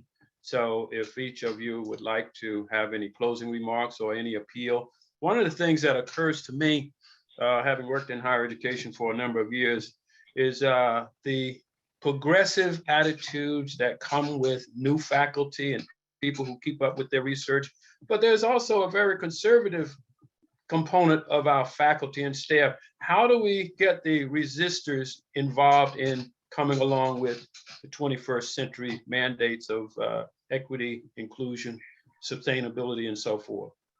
How do we do that? Well, I was just going to comment that I think one of the wonderful things right now is that really the movement toward paying attention, really serious attention to global warming have been young people, right? I mean, they've been at the vanguard of this effort, and the future is theirs. They're going to inherit this planet. And if we don't follow their lead and do something to change the direction that things are going, we are going to severely damage their prospects in the future. And so that is something that's very encouraging to me. And I would link into what you just asked, because the new faculty are pretty easy to lead in the right direction on some of these issues of diversity, equity, inclusion, and environmental justice. More senior faculty perhaps are not quite as woke, I guess is the term, right? And so the young people, our students, are kind of pushing them along. That's what I see here at St. Peter's. They've pushed us all along, and they'll keep pushing. And thank God for them. But Dr. Harris, our young and our students have always led, whether it's the civil rights, whether it's sitting down, the bus boycott, the sit-ins, always led by our students and our teens. This whole woke movement is being led by them. So we have to be able to cultivate that and guide them so they can when it comes to civil unrest and all this. So we need to make sure that we're cultivating that so they don't get themselves in trouble. That's our moral obligation. However, but it goes back to, regardless of your new faculty or your older faculty, I always say this, it goes back to what's your mission? And I said, if you're mission driven, and if that's your mission, then therefore everyone should be moving in that direction. We understand sometimes it takes, whether it's technological issues that people may have, whether it's reskill, retraining. It is our job to make sure that you have a solid mission in place, and you follow, and you look at your strategic plan, and you work to execute those plans, but use data to kind of support that. So I think that's how you move people along, because the students right now, they have spoken. It's resonating loud and clear across campuses across this country, and we have to be more flexible, more organic, and be able to grow. Right, higher ed has always been a place with academia, right, whereas it's all traditional, but it's no longer traditional anymore. Right, the whole one size fit all, that's kind of within the 21st century, within these millennials or Gen X, whatever you want to call themselves, they're changing the game. And if not, then we're going to find ourselves in brick and mortar spaces where these students will go to universities that are more flexible and that are more adaptable to what's going on in the 21st century. And we understand environmental justice, just like social justice and now educational justice, is something that we need to put at the forefront. And it starts with our policies, our practice, and ultimately that creates some performance. So I would like to add, I completely agree with my colleagues about the students leading the way, and we must follow. It's our obligation. I want to add one more thing. This COVID is a terrible crisis globally for all of us, but wasting this crisis is going to be terrible. We have to take this crisis as an opportunity to make some fundamental changes. So all of us in higher education, privates, 2 years, 4 years, research, anybody, all of us are facing financial challenges right now. So cutting cost, making it efficient, automate a lot of processes, redesign the procedures, revisit your business processes are in full swing. This is our golden opportunity to keep in mind, to do some changes that are going to be environmentally not only sustainable, but equitable. So we are considering a lot of recontracts, renew the contracts, review the contracts. We are automating a lot of business processes. One of the things I made a commitment at the beginning of the pandemic in 2020 is, in order for us to execute our mission, we needed to care for one another first before we can care for anybody else. So how do we as a college community make sure that we take care of each other? If we go into furloughs, layoffs, the lowest tier of the organization typically suffer first. So at the Mercer, I'm very proud to say we did not furlough or lay off a single person since the pandemic, not a single person. We didn't do it. And that is because we committed to each other. Say, we're going to help you, you're going to help me, and we're going to do it together. We're going to automate a lot of processes, but no one is going to lose the job because we automate it. We're going to shift this towards front to help students more. So individuals are becoming more empowered to be a creative human being, to come out doing things they have never thought of doing because the machines are doing the things they used to do monotonously. So this has created cost saving and has created the more impactful services to students. And we hope that in post-pandemic era, when we go back, quote unquote, go back to normal, it will no longer be the same normal we used to live. It's going to be more equitable. It's going to be more fair, more just. It's going to be more efficient, and it's going to be more empowering. So that's what I want to add. Thank you so very much, Ms. Shaw. I don't see any questions I don't see anything in the question and answers. So I would just like to, unless there's information that you have, I would like to thank all our presidents for taking time out of your very, very busy schedules. When I hear the things that you're doing, I realize that time is very precious. But I also want our audience to appreciate the history that is made this morning. You have heard the voices of some of the most dynamic, hardworking presidents of higher education institutions in the state of New Jersey.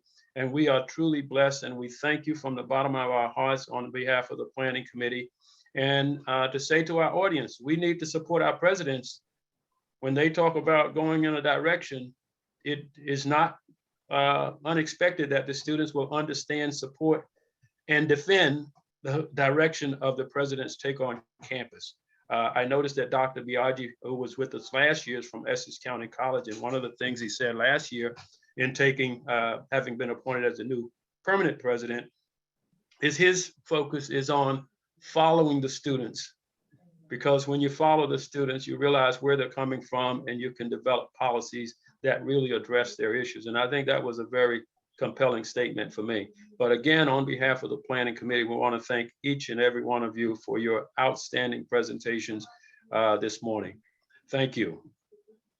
Thank you, James. Thank you, Dr. Harris. Thank you, everyone. Appreciate it. Thanks a lot. It's been a pleasure.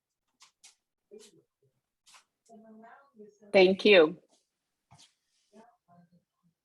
So that was very dynamic. Thank you, Mr. Harris. Thank you, Drs. Wang, Repollet, and Cornacchia. At this moment, we will be taking a 10-minute break so that everybody can stretch their legs and just not get, what is it? It's Zoom fatigue, right? So we're gonna try to minimize that. So please feel free to take a break, and we'll come back. It's 11:24, let's say 11:25. We'll come back at 11:35 and we'll continue with our programming. So we'll see you back in 10 minutes. Hi, everyone. Welcome back. Hope that you enjoyed your break. I'm your host, Dr. Tyree Oradine. My pronouns are she, her, hers. And I would like to take a moment to find James Harris, who will introduce our next guest. Thank you. Thank you very much, Dr. Tree, as I like to call you. I am very excited to introduce our next guest. As we were planning for this conference, Sorry, James, your camera's not on. Oops, oh. Is that, okay. Whoops. You cannot video because it has stopped. Okay, start your video. Okay, here we go. How's that? Okay, I'm excited about introducing our next speaker because when we were planning the conference and talking about environmental impact and sustainability, it occurred to us that Hurricane Sandy came through New Jersey, and it had a devastating impact on lots of communities, but none greater than Atlantic City. So we wanted to hear from somebody who had a lived experience of having to recover from what was a devastating situation in Atlantic City, one of the gambling capitals of the world. So Mr. Kaleem Shabazz agreed to join us, and I'm so happy. He is a graduate of Atlantic City High School, one of the largest high schools in the state of New Jersey. But most importantly, he's also the 3rd Ward councilman, having been elected twice in Atlantic City. He's also has been involved in various organizations. He's an adjunct faculty member at Stockton University, but he's also a civil rights activist. He was recently elected to his 2nd term as the president of the Atlantic City branch of the NAACP, the oldest and largest civil rights organization in the country. So it's my pleasure to introduce for some remarks, Mr. Kaleem Shabazz.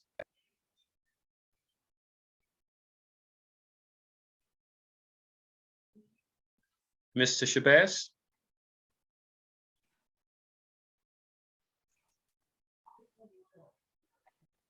Do not see him on the call. Perhaps he had difficulty with the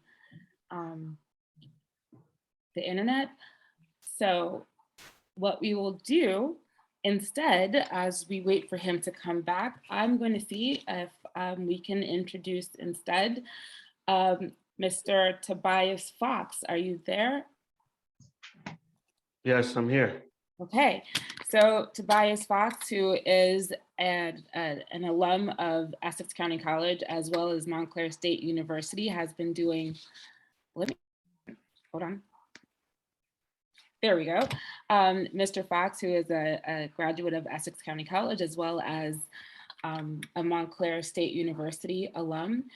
He's going to talk to us about the amazing work that he's been doing with his organization, Newark Science and Sustainability. He is the founder and managing director, and he is currently on location in the Dominican Republic doing more of his amazing things. So Tobias Fox, floor is yours. Thank you. I appreciate that. Are you able to use your camera or not? I don't want to chance it. Okay. My deepest apologies. Fair enough. I thought I tried to select a good photo of me that shows my better side. So, but unfortunately, the Wi-Fi and internet service here in the Dominican Republic is kind of touch and go. I'm actually in a mountainous town called Constanza, which is also considered the agricultural capital of the country. So, and I in 2019, well, December 2018, I got introduced to the Dominican Republic as a 2-week vacation, I thought. And I did not know that the family that I was traveling with, that they were going to bring me to this mountainous town where I spent most of my 2 weeks. I thought I was going to be on a beach having a vacation, but turns out that I fell in love with the agricultural town of Constanza. And then in 2019, I was going back and forth between the Philippines and the Dominican Republic, trying to decide where I would like for my organization, North Science and Sustainability, Inc., to conduct its global outreach. And so having created a foundation in, or I should say, having established some healthy relationships in the Dominican Republic, but also having a relative who currently lives in the Philippines is why I was going back and forth between the two countries. And then when COVID hit, the Philippines shut their borders, restricted foreigners from coming in. But the Dominican Republic, because of its socioeconomic relationship and dependence on the United States economy, it was only able to shut its borders for 2 months, and then it reopened in July of 2020. And my colleagues and I, we took advantage of that opportunity to come into the Dominican Republic and organize and collaborate with some local folks around a lot of hands-on activities and workshops involving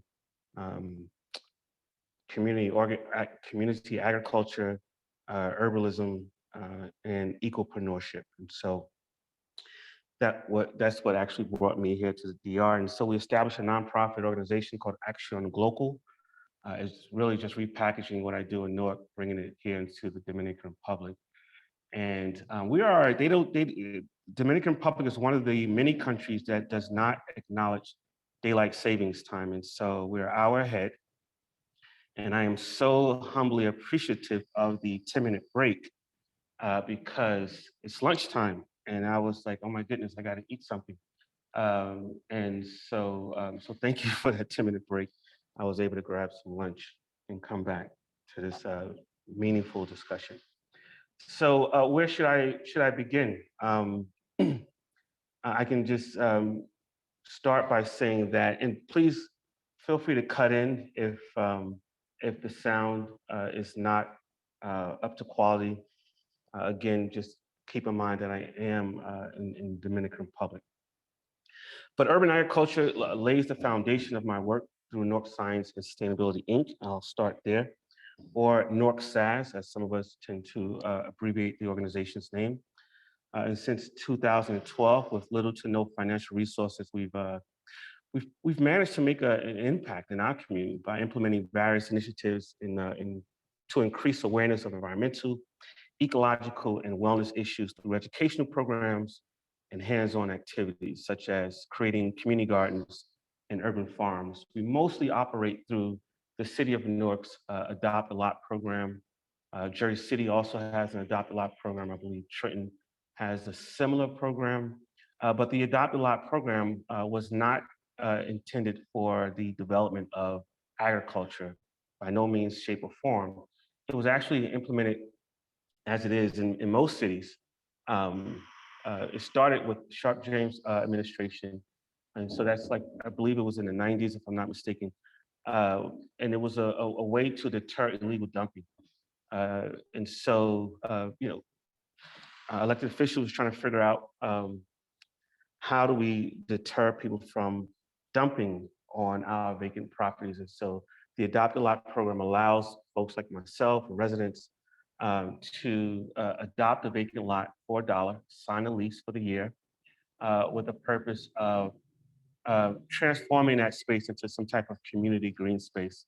The program is used as a placeholder until a buyer comes along and put some major development on it. And so that put me in kind of this kind of crossroads, so to speak. And so it was not until Cory Booker, when he was the mayor, his administration, they did something a little more creative by creating a Office of Sustainability, which kind of rebranded the whole Adopt a Lot program. And it inspired people like myself back in 2012 to get more involved and engaged with the city's Adopt a Lot program. And I just wanted to give you some history and background. of that. So this involves, some of my work really involves healthy food access, ecological construction or green construction, advocating for strong policy that protects the long-term sustainability of our green spaces and the creation of a green economy. We achieve this through collaboration, and I definitely like the word collaboration, and I will continuously use it as I'm given the opportunity to use it during this talk with you all.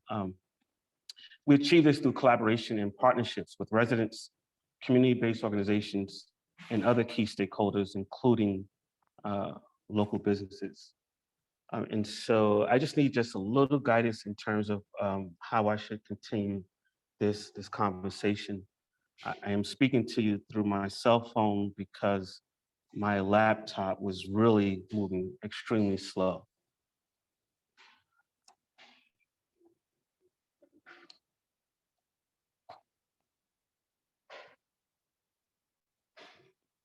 All right, so I'm just going to continue on.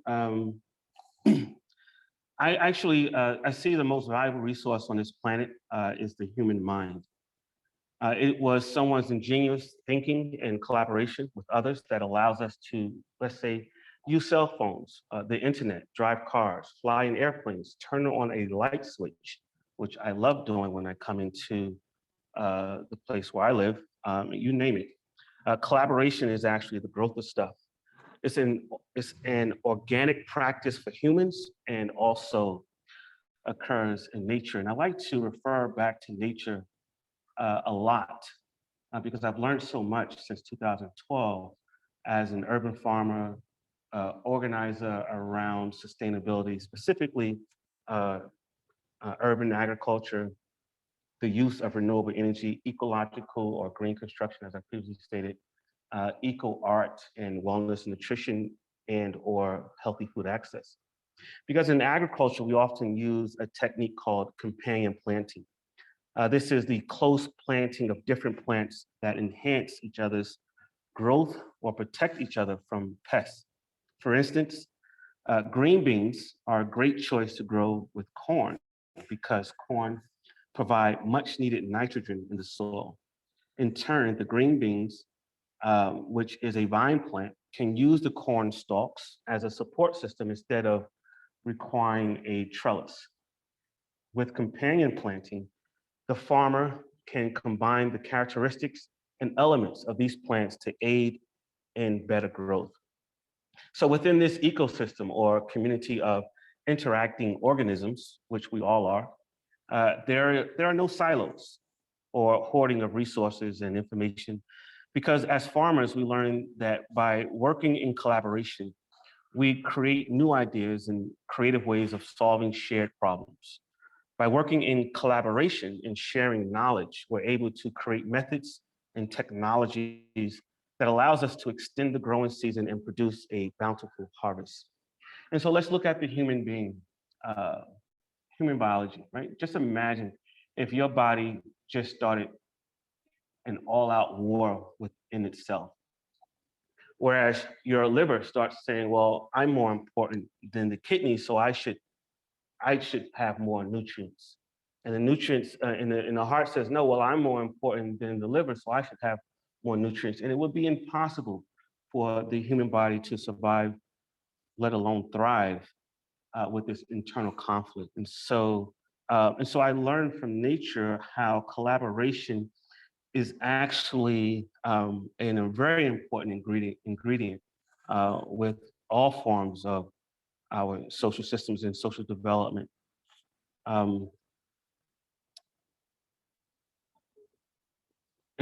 Someone talked about Hurricane Sandy, and also they mentioned the pandemic, and it's just so it's very disheartening that it takes these very drastic disasters that occur in our society for any meaningful changes to occur. I mean, we are very radical and proactive when it comes to getting a new cell phone or a new car. But when it comes to changing our social systems, we are very stagnant. It really takes something very dramatic for something of any meaningful changes to occur. And I've learned through some talks by Stokely Carmichael, who coined the term institutional racism, that embedded in the fabric of our social systems is racism, classism, sexism, and all these other isms that really devalue us as human beings. It really reminds us how disconnected we are. And I would say my lessons from Hurricane Sandy really showed me how disconnected we are from nature and natural law. Because we've created an environment, if you just Google Hurricane Sandy and look at some of the images of some of the just disaster that occurred from that storm, you would see that we've created an environment that humans can't even survive in. I remember going to the supermarket in Newark the morning after Hurricane Sandy. There were power outages, and so a generator was used to provide some lighting so we could shop.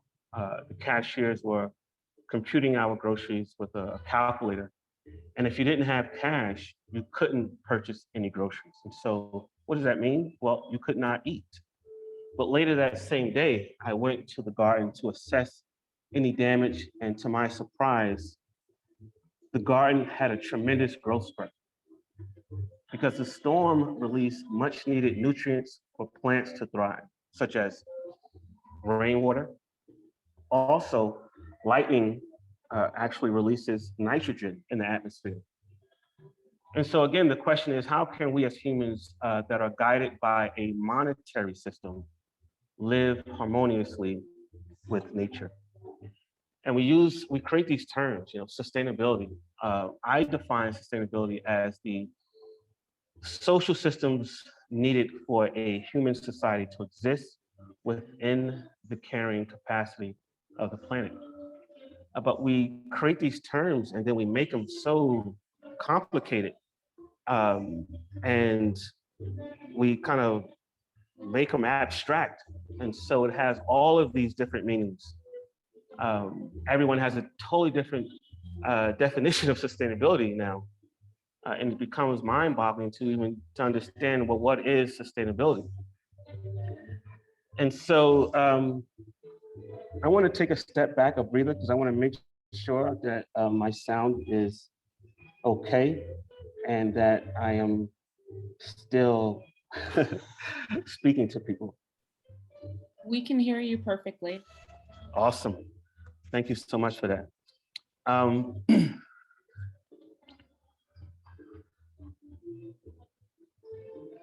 All right, so I want to go back to the City of Newark's Adopt a Lot program, because within this program, we tend to go through the city and do a search for a vacant lot.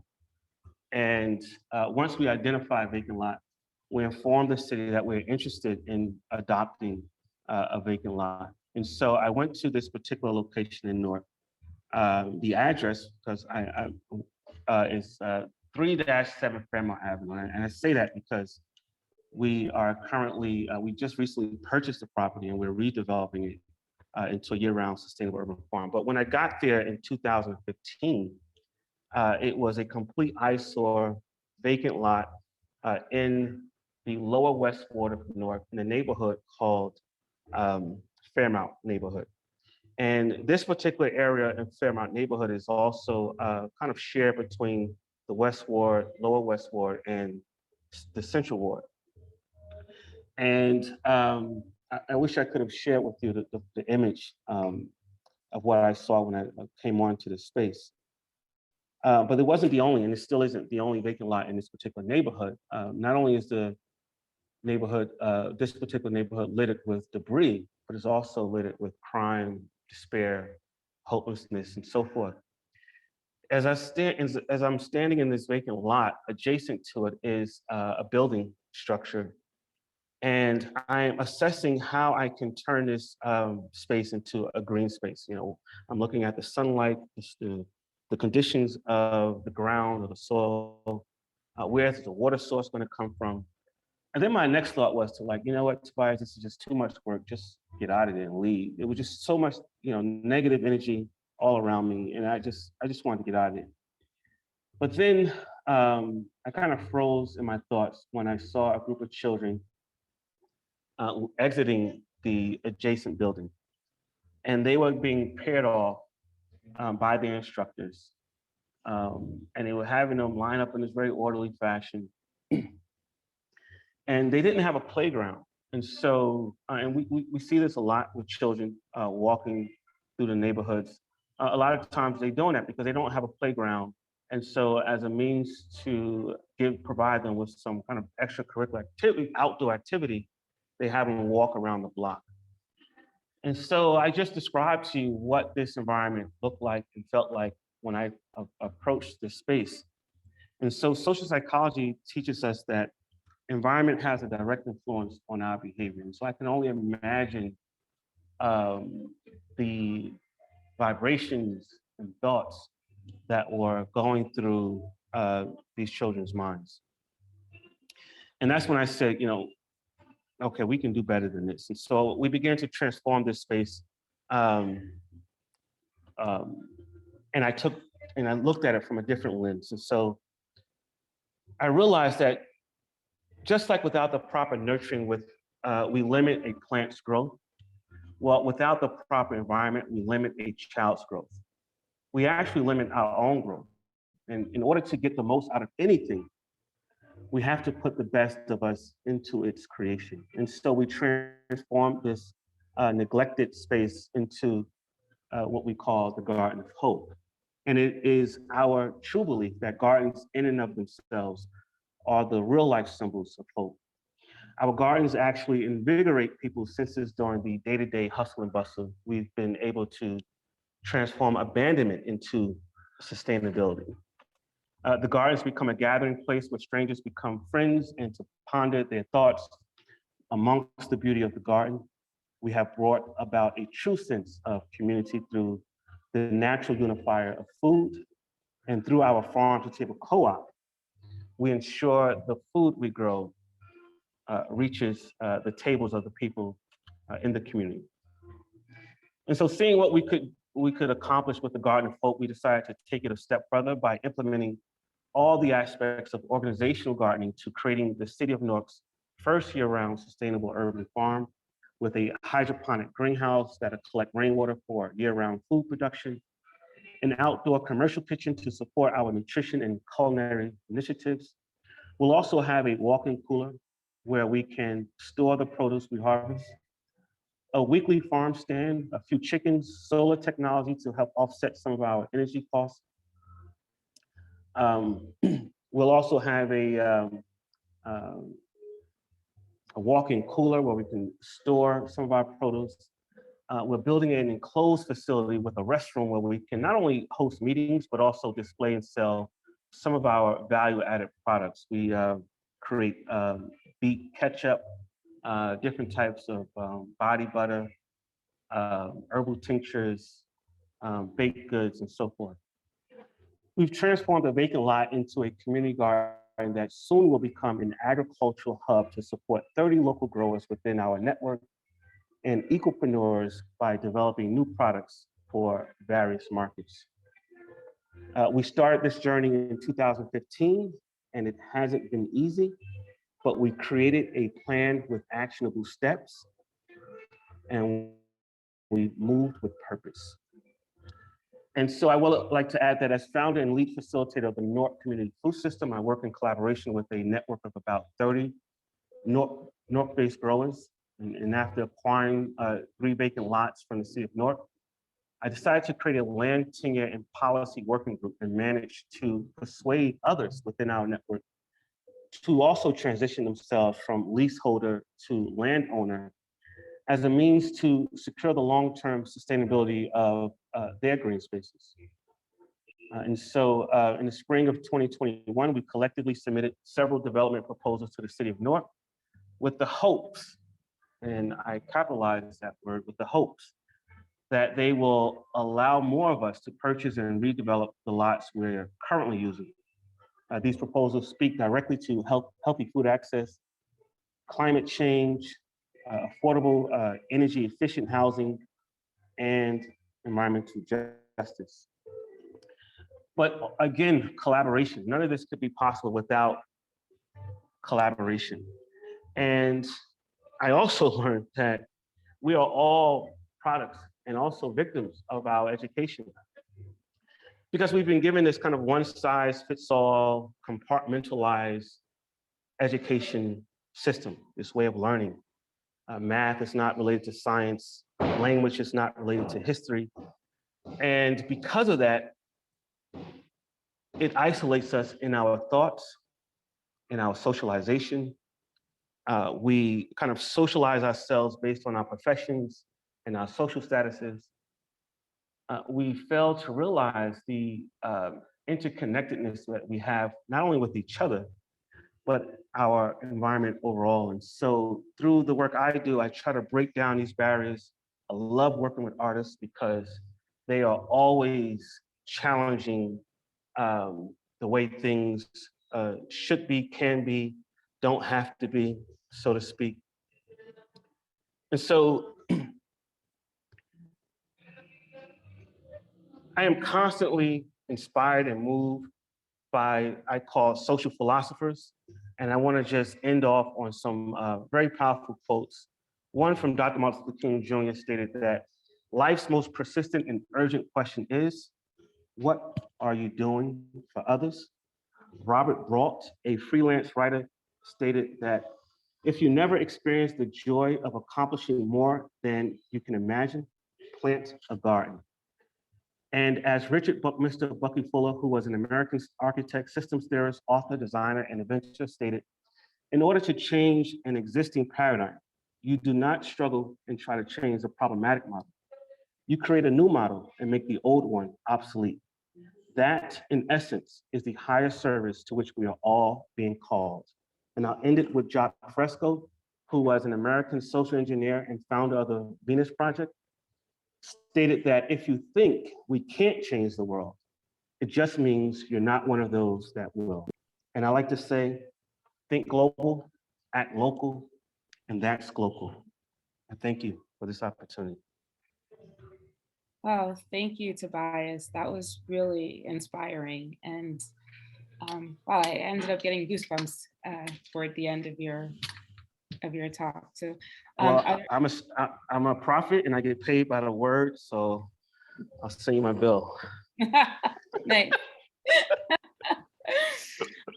Are there any questions for Mr. Fox? No? Well, thank you again so much, especially since you're out there on location doing the work that needs to be done. Please feel free to stick around for the rest of the conference. I'm going to now pass it back to James. We have Councilman Shabazz back.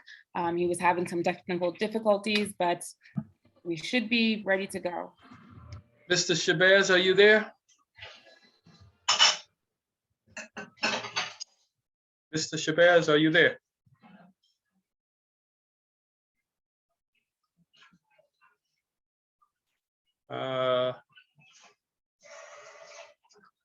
I don't hear him.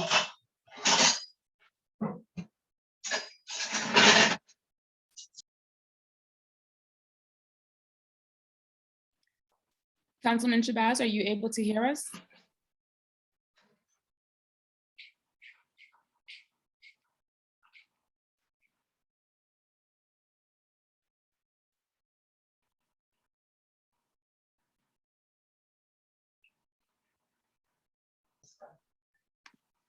Okay, I think you need to. Can you hear me?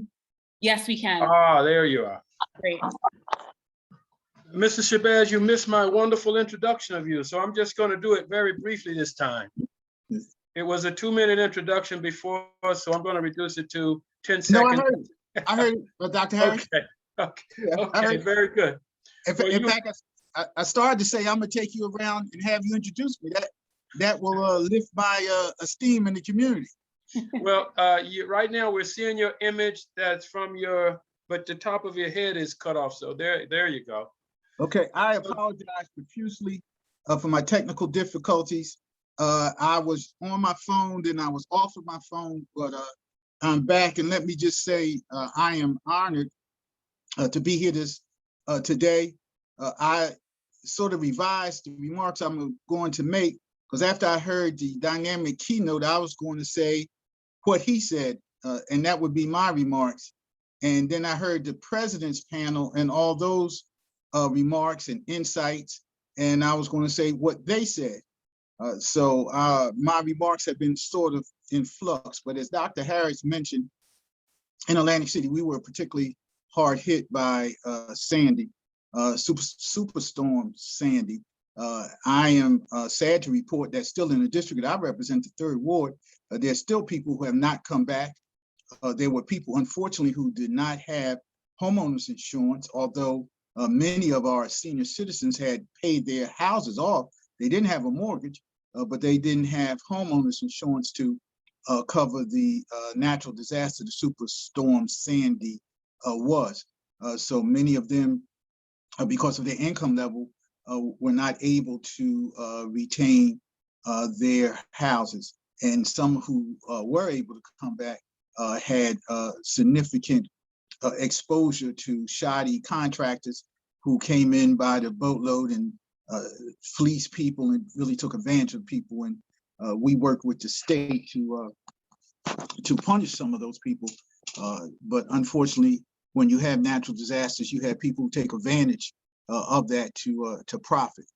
But I would say a couple of things, that this conversation today is extremely important, that we have to focus not only on saving our environment, but as the keynote speaker said, on environmental justice. And unfortunately, none of us can predict the future with 100% clarity, but I can say that I think in response to one of the concerns about environmental justice meeting the same fate as critical race theory, I think we have to get ready. And that's the challenge for those of us who are elected at every level. We have to be partners in that effort. I think we have to get ready for the same kind of response, because the response to critical race theory is not really a response to something that is legitimate, but it is a response to the continuation of white supremacy and the continuation of racism and the continuation of the avoidance of dealing with the hard issues that we have in this country historically. Because all of us, especially people in higher education and students that are on this event, know that the response to critical race theory doesn't match the reality that is in classrooms all across this country. And the response to critical race theory is not really based on truth or honesty or a objective, rational look at our history in America as regards to treatment of African Americans and people of color. It just isn't. And I am unfortunately thinking that is going to be the same fate as we move to increase environmental justice, as we talk about equity and as we talk about inclusion, because the same forces that developed this false illusion of race, critical race theory, the same forces, they don't want to hear the conversation about environmental justice. They don't want to hear about equity. They don't want to hear about inclusion. And their thought is that there's too much of that kind of conversation, that kind of dialogue, that kind of talk in our country, and they're pushing back, and they're pushing back on every level. Without getting into partisan politics, I think we can see that in the elections in Virginia and New Jersey, how candidates who push those hot button issues, who appeal to emotions, who wallow in our lesser instincts, unfortunately, they were successful electorally. So I think that we have to get ready as we, and that's why it's important that young people are listening, because you are the next line of defense and offense against this kind of thinking and this kind of policies and activities. Environmental justice, I believe, is going to face the same fate because we're dealing with the same issue. We're dealing with entrenched institutional racism. And now we're getting pushback from people who are saying that we have went too far addressing issues of diversity, issues of equity, and issues of inclusion, and they're couching it in partisan politics and saying that's the reason that some of them, not everyone, that's a blanket statement, but some of the people in the movement to push against these things are couching it in partisan politics. And I would suggest respectfully that partisan politics does not play a legitimate way in how we address the environment, and how we address environmental racism, and how we address equity and inclusion, and treating people as human beings, and addressing the very, very serious and real and critical issues of the environment that we have. And to the extent that partisan politics and those kinds of concerns are roadblocks and obstruction, it is going to delay the question of us dealing with the environment and dealing with environmental justice. I was intrigued by some of the things, all the things that our keynote speaker and the president said. I think we just have a tremendous job ahead of us. Without boring you with statistics, and I will say that here in Atlantic City, we have been very diligently working on sustainability issues. We have passed several ordinances and resolutions.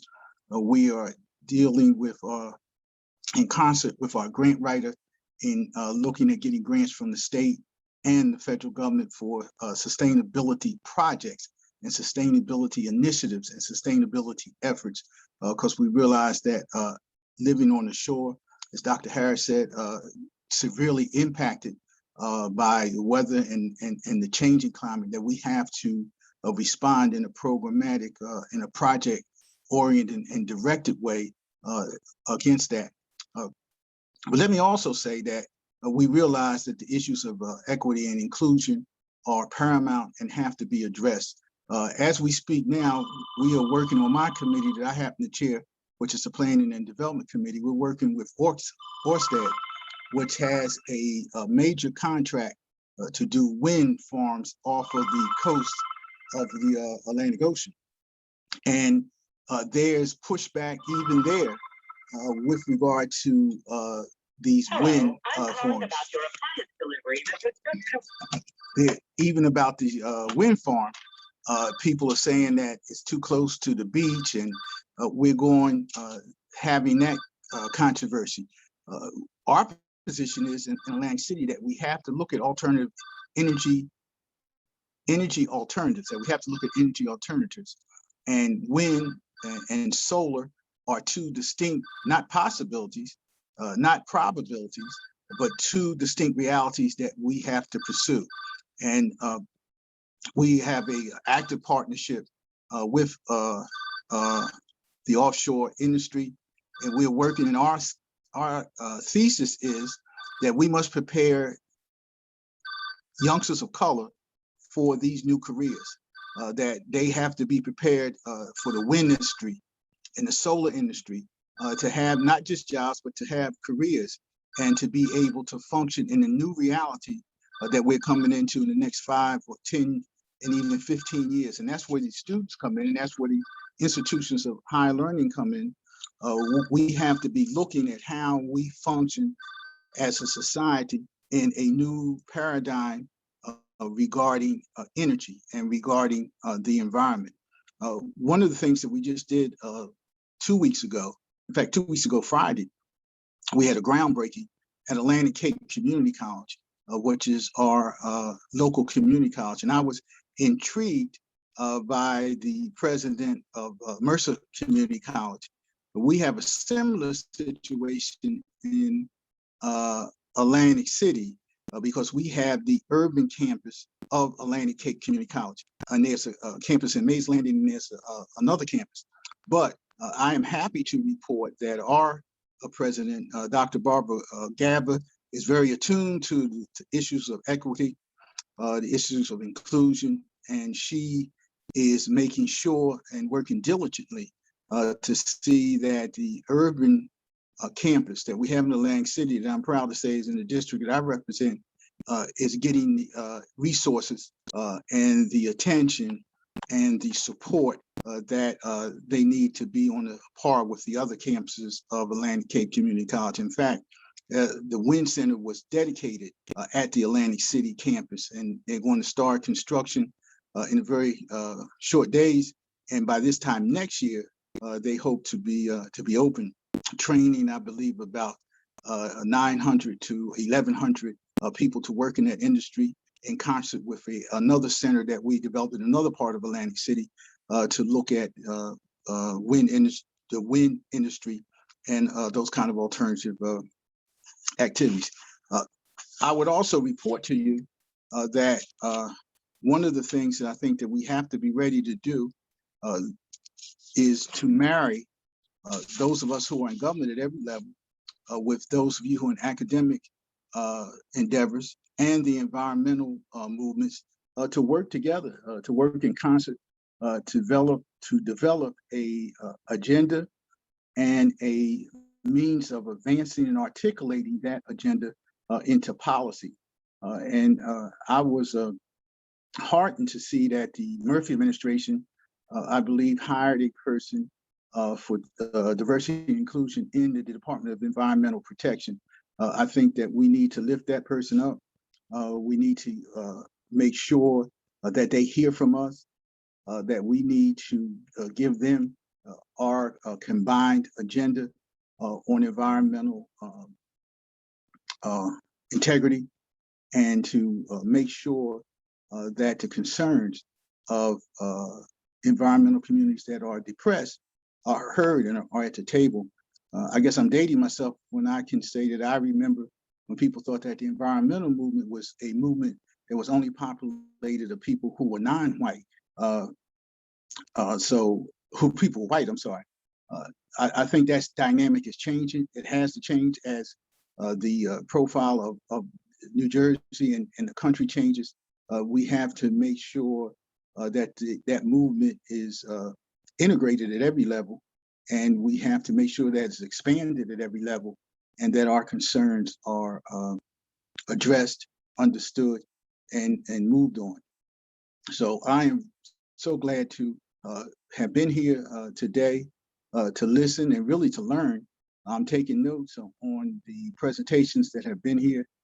This is going to be an ongoing struggle. It's not like the TV programs that we see that come on and then the problem is solved and it's either a half hour or hour programs and it's a happy ending.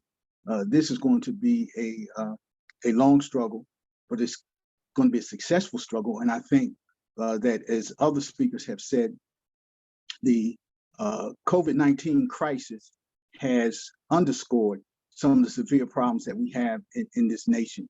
The environmental crisis just didn't start 2 years ago, or food disparity, or racism in the health industry, or racism in education, racism and the disparities in criminal justice. They were all here before, but the COVID-19, I think, has heightened all of our concerns, has focused our energy and our attention. And I think our job now is just to keep moving forward. Again, I am so honored to be here. So pleased that the Conference on Diversity is taking leadership and bringing people together and focusing on these issues. And is my profound hope and that we will be able to see some significant progress in the coming years. Thank you. Thank you so much, Councilman Shabazz. We really appreciate you taking time out of your day to be here with us and talk to us about this really important, incredibly salient issue. And yes, again, thank you so much for please feel free to spend the rest of the conference with us. I'd like to invite Catherine Kish back so we could thank our sponsors. So Board Member Catherine Kish. Can someone start my video? You should be able to start your video. Go to the bottom left where it says stop video. There you go. And But you're great. Go ahead. okay, good. Thank you. Wonderful conferences like this one need sponsors. So we are so grateful to our corporate sponsor this year, PSEG. PSEG is one of the companies that, because of its energy businesses, has the power and the ability to help maintain the Earth's viability. More important, they also have the vision to help maintain and to consider environmental justice as they make key decisions in our regional community. We thank Joanne Kuhn-Smith, who serves on our American Conference on Diversity board, and we welcome Jamar Tyndale, who's the Manager of Corporate Responsibility at PSE&G. Jamar has been a part of our conference planning committee, and he's orchestrated PSEG's sponsorship, and I'd like to ask him to say a few words. Jamar? Thank you, Catherine. Good afternoon, everybody. Thank you for the opportunity to speak today. And on behalf of PSEG, we're very pleased to sponsor today's forum. The American Conference on Diversity is one of the premier forums in the state to talk about the DEI issues of the day. And as we're hearing, talking about, especially in higher education, along with environmental and sustainability issues. To pick up on what Catherine was speaking about a moment ago, one of the reasons why I'm so proud to work at PSEG is because we are committed to being good corporate citizens. I look no further than this week than my chairman, CEO, and president, Dr. Ralph Izzo, was at COP26, speaking with many governmental NGO leaders about the challenges facing the planet, in that the company that I work for is not just about profit, but it's about people and planet as well. Through ESG, environment, sustainable, and governance goals, as well as our commitment to environmental justice, as well as looking at our own portfolio. For example, do we do more energy efficiency? How can the private sector be a partner with the government, with folks like you all, to make sure we have a cleaner future for those coming behind us? So I'm very happy to be able to help sponsor the discussions today, and very inspired by all the panel and dialogues so far, and looking forward to those to come. And again, I think that it's very important for us to remember diversity, equity, and inclusion is part of the core commitments of PSEG, but also drives the work of the American Conference on Diversity. And very pleased that we're looking at this through the lens of higher education and sustainability. So thank you, Catherine, for the opportunity to speak, and enjoy the rest of the conference today. Wonderful. Thank you, Jamar. And as always, this conference could not happen without our wonderful college and university partners and their students. This year, I especially want to thank the dedicated members of our conference committee and the institutions that provided financial support. And that's Berkeley College, Montclair University, Seton Hall University, St. Peter's University, Kean University, New Jersey City University, and Essex County Community College. Thank you all so much for your sponsorship.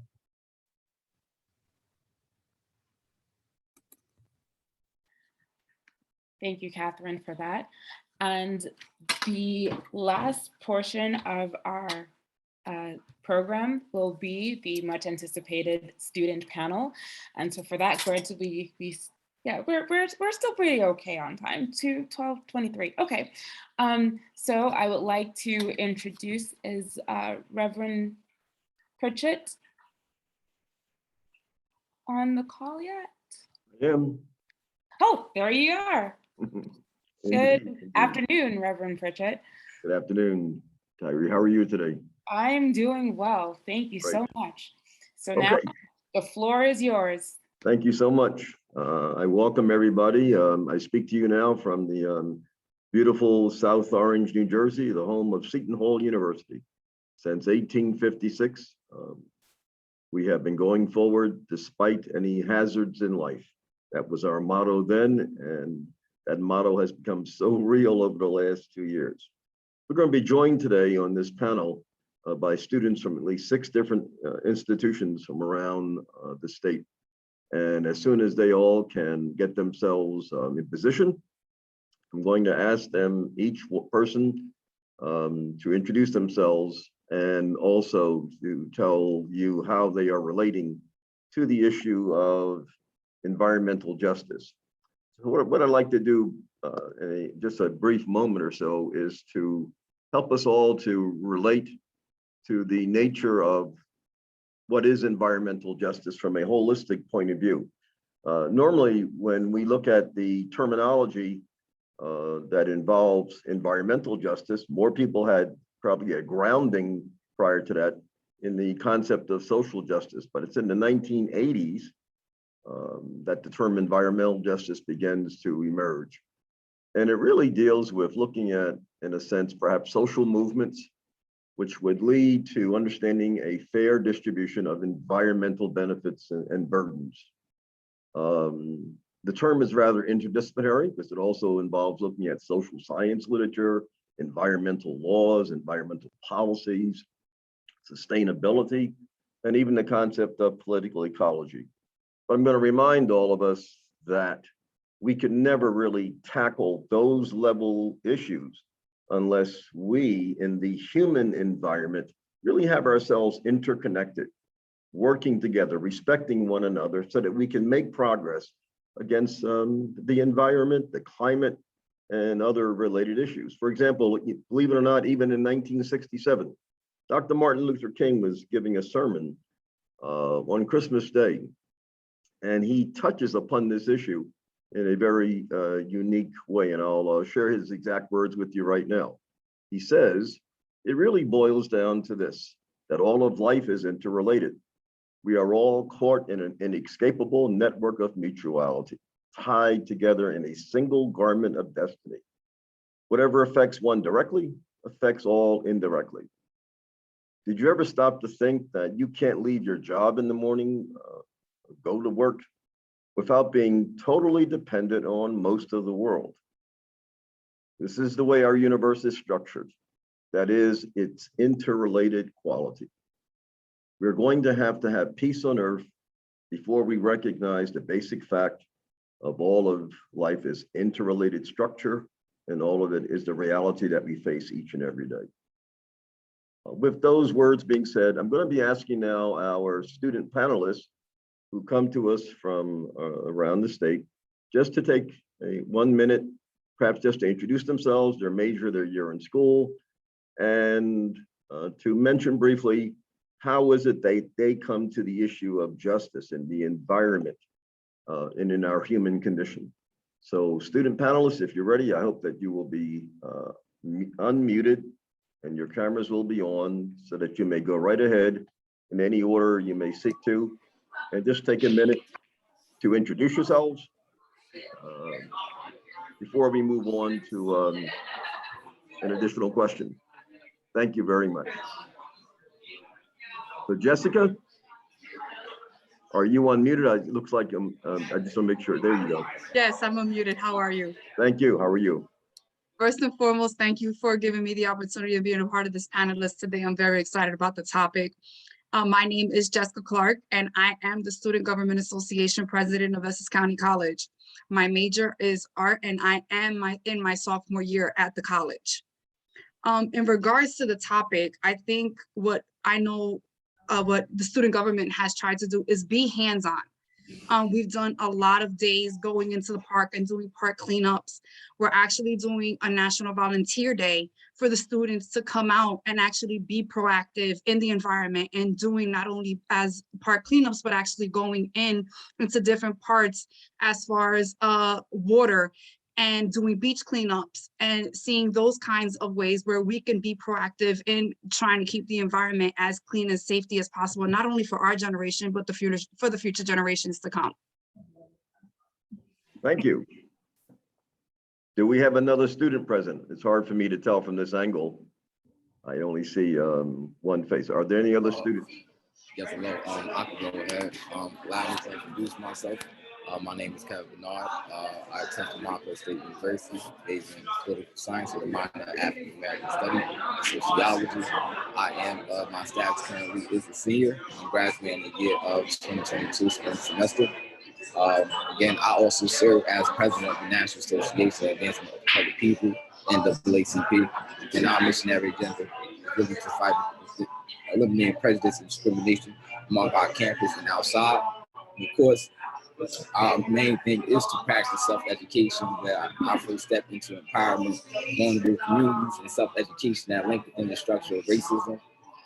Where the environmental side can be placed in importance, where we can play a major environmental role, bring recognition to major environmental groups, nonprofits, really elevate the voice of impact communities within advancing environmental justice and such.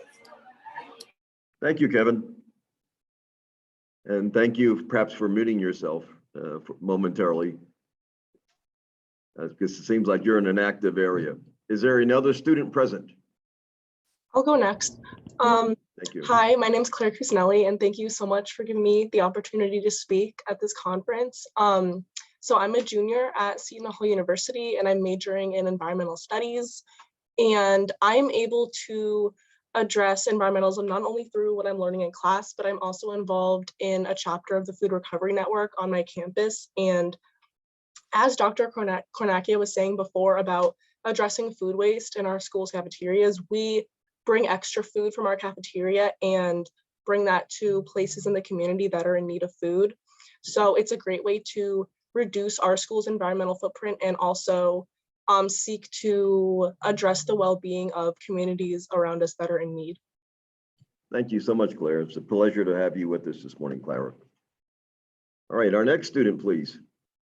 Yes, I can do that. Hello. Good morning, Miriam. Hello. Speak nice and loud, Miriam. You seem to have some noise in your background. You can hear me? Yes, ma'am. Okay. My name is Mariam Goma, and I'm a sophomore at New Jersey State University. I'm currently major in biology, pre-dental, and I'm proud member of UF family and also part of pre-dental and test prep club. And I'm so excited for this meeting. I was so excited, and I'm happy to be here.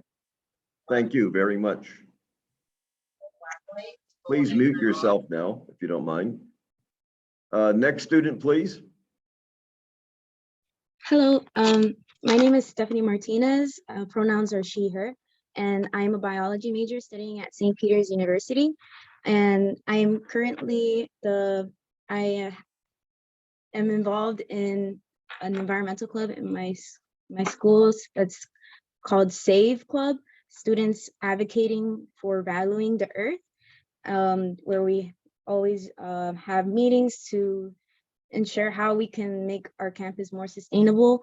And I'm also part of the Public Health Club and the Sustainability Council. Oh, and also president of a Tri Beta Honor Society. Thank you, Stephanie. No problem. All right, do we have another student ready? Yeah, my name is Nicole. I'm from Repollet College. I'm a current environmental studies major, and I'm a senior. I'm involved in their different programs. So I'm in the RCNJ Sunrise Movement, their One Step, Repollet Green Team, and the Garden Club. What we've been working at mainly is we're working on the Superfund site near our school in Mawa. It involves the Repollet Turtle Clan. So we've been working on ways and how to get more action there and active cleanups. Thank you so much, Nicole. We're ready for our next student. I can go next. My name is Liali Mustafa. I am currently a graduate student at Berkeley College in Woodland Park. My major is business management, and I guess I'm pretty involved within the Berkeley College community, I would say. I'm a pretty active student representative, and I'm also a Berkeley College volunteer as well. We go around, and Berkeley offers a whole bunch of great volunteer opportunities for students to go out, meet other students, and do community cleanups, community outreach, and just kind of get in touch with the environment in different ways, whether it's walks or just going out to plant something. We offer a lot. So yeah. Thank you all. Is there one more student? Perhaps? I would take a moment just to mention that I believe we were expecting Miss Nicole Singletary, who unfortunately within the last 24 hours experienced a death in her family. So our condolences go out to her, and we wish all of her family members well. What I'd like to ask all of you students is, as a result of your work, some of you are majoring in related work in this work, and that is academically, and some of you are not. But I'm just curious about how this will influence your future. Do you see this as a career path, or will it be something that you'll be approaching as a professional in another area, but you'll be spending time as an advocate? Because I'm hoping that this is not just going to be limited to your college days, but what impact is all of this making on you, and how you not only you're seeing the world and your involvement? Thank you. Just go in any order you'd like to, please. I absolutely hope to, sorry for cutting you off. No I problem, absolutely hope to implement my studies in my future, because now that I'm actually getting a formal education in environmentalism, I see how it impacts so many different areas of my life. And I just don't think that there is a way that I could ever distance myself from that. So not only in my professional career, I hope to seek ways to reduce climate change, but I also can definitely see myself taking more concrete steps in my personal life and impacting the community around me to try and put out some of the knowledge that I've learned in school. Thank you, Clara. Is there another student who'd like to express your view of the future as it relates to your involvement now? Yes, hi, Jessica here.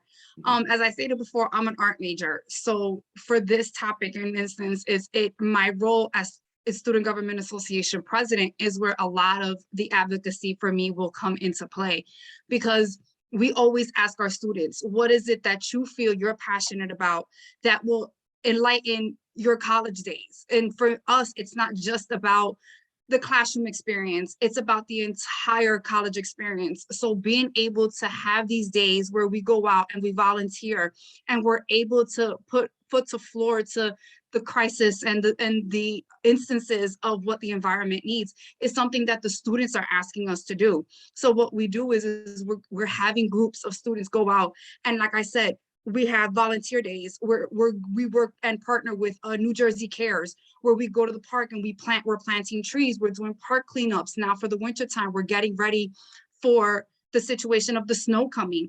I know we also have a day coming up where we're going to be actually going outside of Essex County, because since we're based in Essex County, and seeing what our community needs outside of just what our students, because we do have a lot of students that, although they're Essex County students, live in Livingston, live in Montclair, live in Bloomfield. So we're not just focusing on our Newark students, but we're focusing on our Essex County students. Thank you so much, Jessica. Is there another student? Yes, I would love to speak.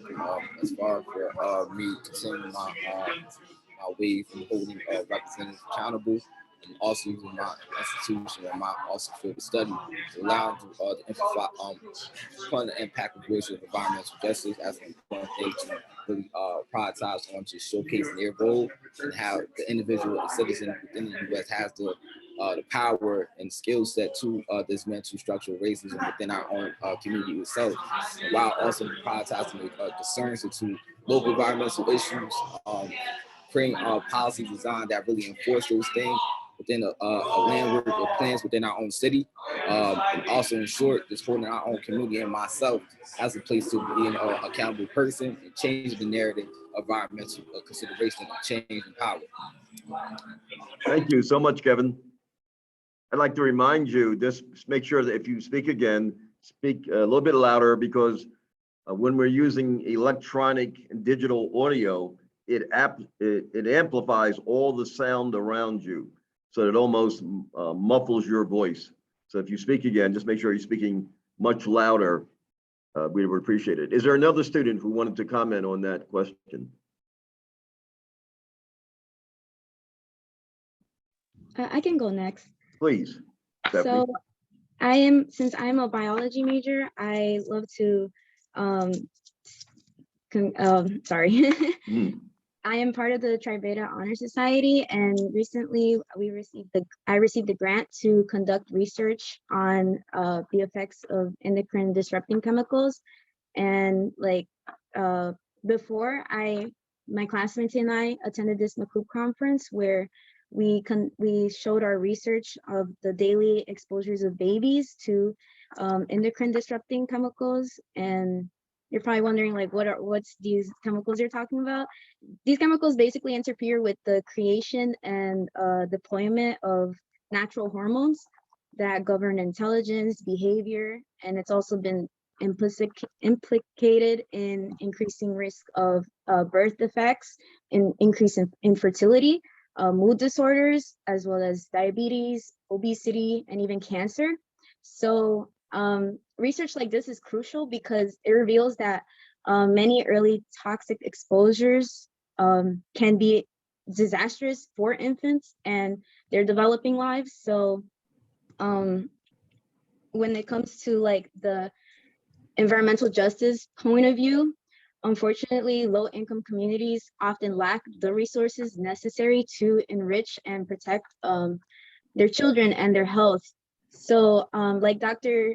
Sheets and many others mentioned before, unfortunately, parents of color are more likely than others to be in these types of situations. So what I hope to do after my college years and after my research is to implement, not only bring awareness, but implement government action and hold corporations, manufacturers accountable. Thank you. Thank you so much, Stephanie. Is there one other student who might like to comment on this? Yeah, I could go. So currently I am working at a nonprofit organization in Clifton, and I'm a marketing coordinator there. And I've pretty much been focusing my, I guess, post-bachelor degree on community work. And I feel like it's not only just focusing on like certain social justice campaigns, but we also seem to focus on like the environment and kind of like what the community needs. And I think that kind of like ties into the whole theme of this conference because, you know, as Stephanie mentioned, like these lower income families are like, they will not be able to have the proper funding to basically do anything from the government. And I feel like it's all about community care in this sense, especially when speaking about the environment, that we all kind of take care of the same ground that we're all on. So I think that's super important. And that kind of like ties into my major, which I major in business management right now at Berkeley College in the MBA program. But also in my job here at the Palestinian American Community Center as like a marketing coordinator, also work with community members to be able to, you know, take care of the land that we're on and, you know, kind of cherish that a little bit more so that everyone's able to see like the wonderful state that we live in to its like full capacity. Very good. I'm going to now pose one more question. It's just going to be fundamentally a reaction to a classical quote, once again from the Reverend Martin Luther King. And it's a rather simple one, but you may choose. This is going to be challenged by choice. You don't really have to respond to this, but whoever would, this is how leadership is born. You perspire a little bit and it leads to inspiration. But Dr. King once said that we should all try to live together as brothers and sisters, or we shall all perish as fools. So relative to environmental justice, how would you respond and how would you further amplify upon his statement? We should all live together as brothers and sisters, or we shall all surely perish as fools. I believe with that statement, it's either all or nothing. We either have to come together and realize what we have to do, not only for ourselves, but for our communities. We have the most culturally diverse college at Essex. And we have so many people that have so many lives that come to us and say, what can we do? How can we come together? How can we show unity? And under the environmental issue, it's a matter of just go for it. Let's just come together, forget what we look like, forget what we sound like, and let's just band together and unification. And let's bring back the protection of the environment. whether it be, as I stated before, planting a tree together, whether it be a park cleanup, whether it be going out and cleaning the ocean or the beaches or whatever the case may be. It doesn't matter what we look like, but at the end of the day, it's who we are as people, because we're going to get judged no matter what by our appearance. But it's about our core is what really shows what people are about. Thank you so much. Is there another student who'd like to respond to that? Sure. One of the core concepts that I learned in my first class in environmentalism here at Seton Hall was that we need to just love harder. That was something that my professor emphasized so hard. And I think that also ties into the importance of acting local in environmentalism and just looking out for your immediate community. And I think that just relates really well to that quote, because you need to focus on the unique needs of your own community.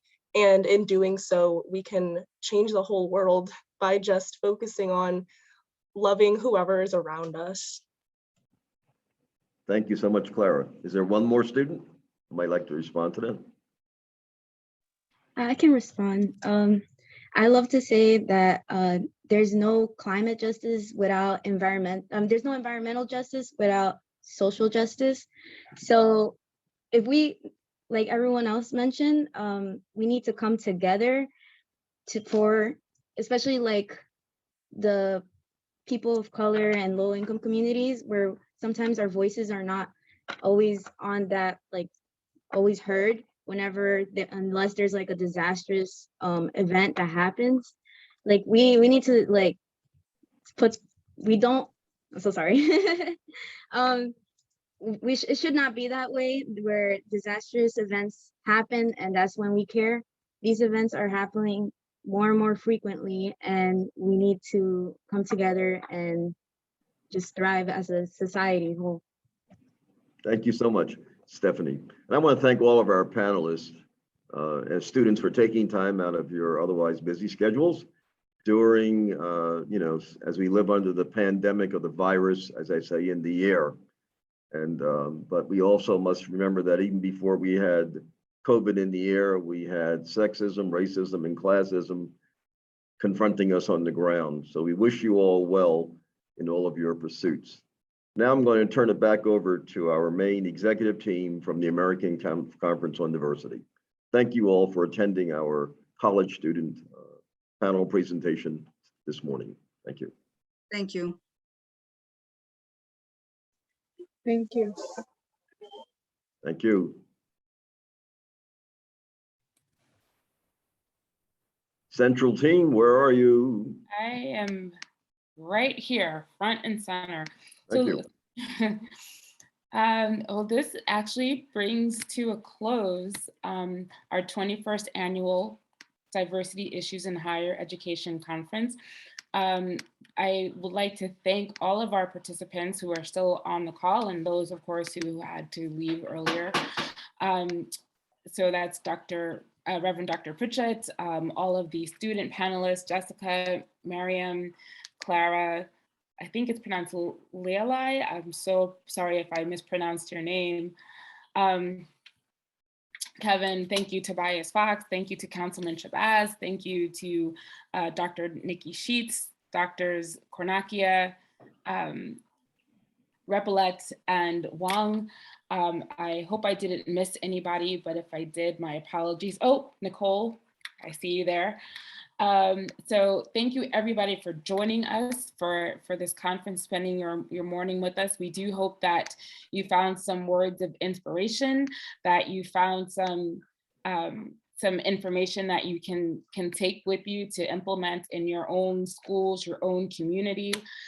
Please feel free to follow us on Facebook, American Conference on Diversity. You can also follow us on LinkedIn. There is a evaluation that I popped in the chat. If you could just take a couple of moments, it should only take a minute or two to fill out. We would really appreciate that. And again, thank you to our sponsors. And we will, let's see there, it's PSEG, of course, that's our corporate sponsor, NJCU, Montclair State University, Essex County College, Who else was our sponsor? There's I'm blanking at the moment. College, Say that again. Berkeley College, Berkeley College. St. Peter's. St. Peter's, Seton Hall. Yes, thank you all. St. Peter's, you got them all? Yes. And yes, again, if you would please go and fill out the evaluation, that would be most helpful, because we can then take whatever information that you have, and we're always aiming for improving. And you might also have some ideas for future topics for the conference, for future themes. So are there any last words from any? Yes, I'd like to say a last word from the American Conference on Diversity. We are so proud of this excellent series of higher education conferences, and this one in particular. Thanks again to you, Tyree, to the conference committee, to the presidents who participated, all the wonderful speakers, moderators, and students with us today. And I want to say that we at the American Conference on Diversity want to find ways to actively continue this important conversation over the course of the coming year. So hopefully we will all stay in touch. And as Tobias Fox advised, we will plant gardens. Thank you. Thank you, everyone.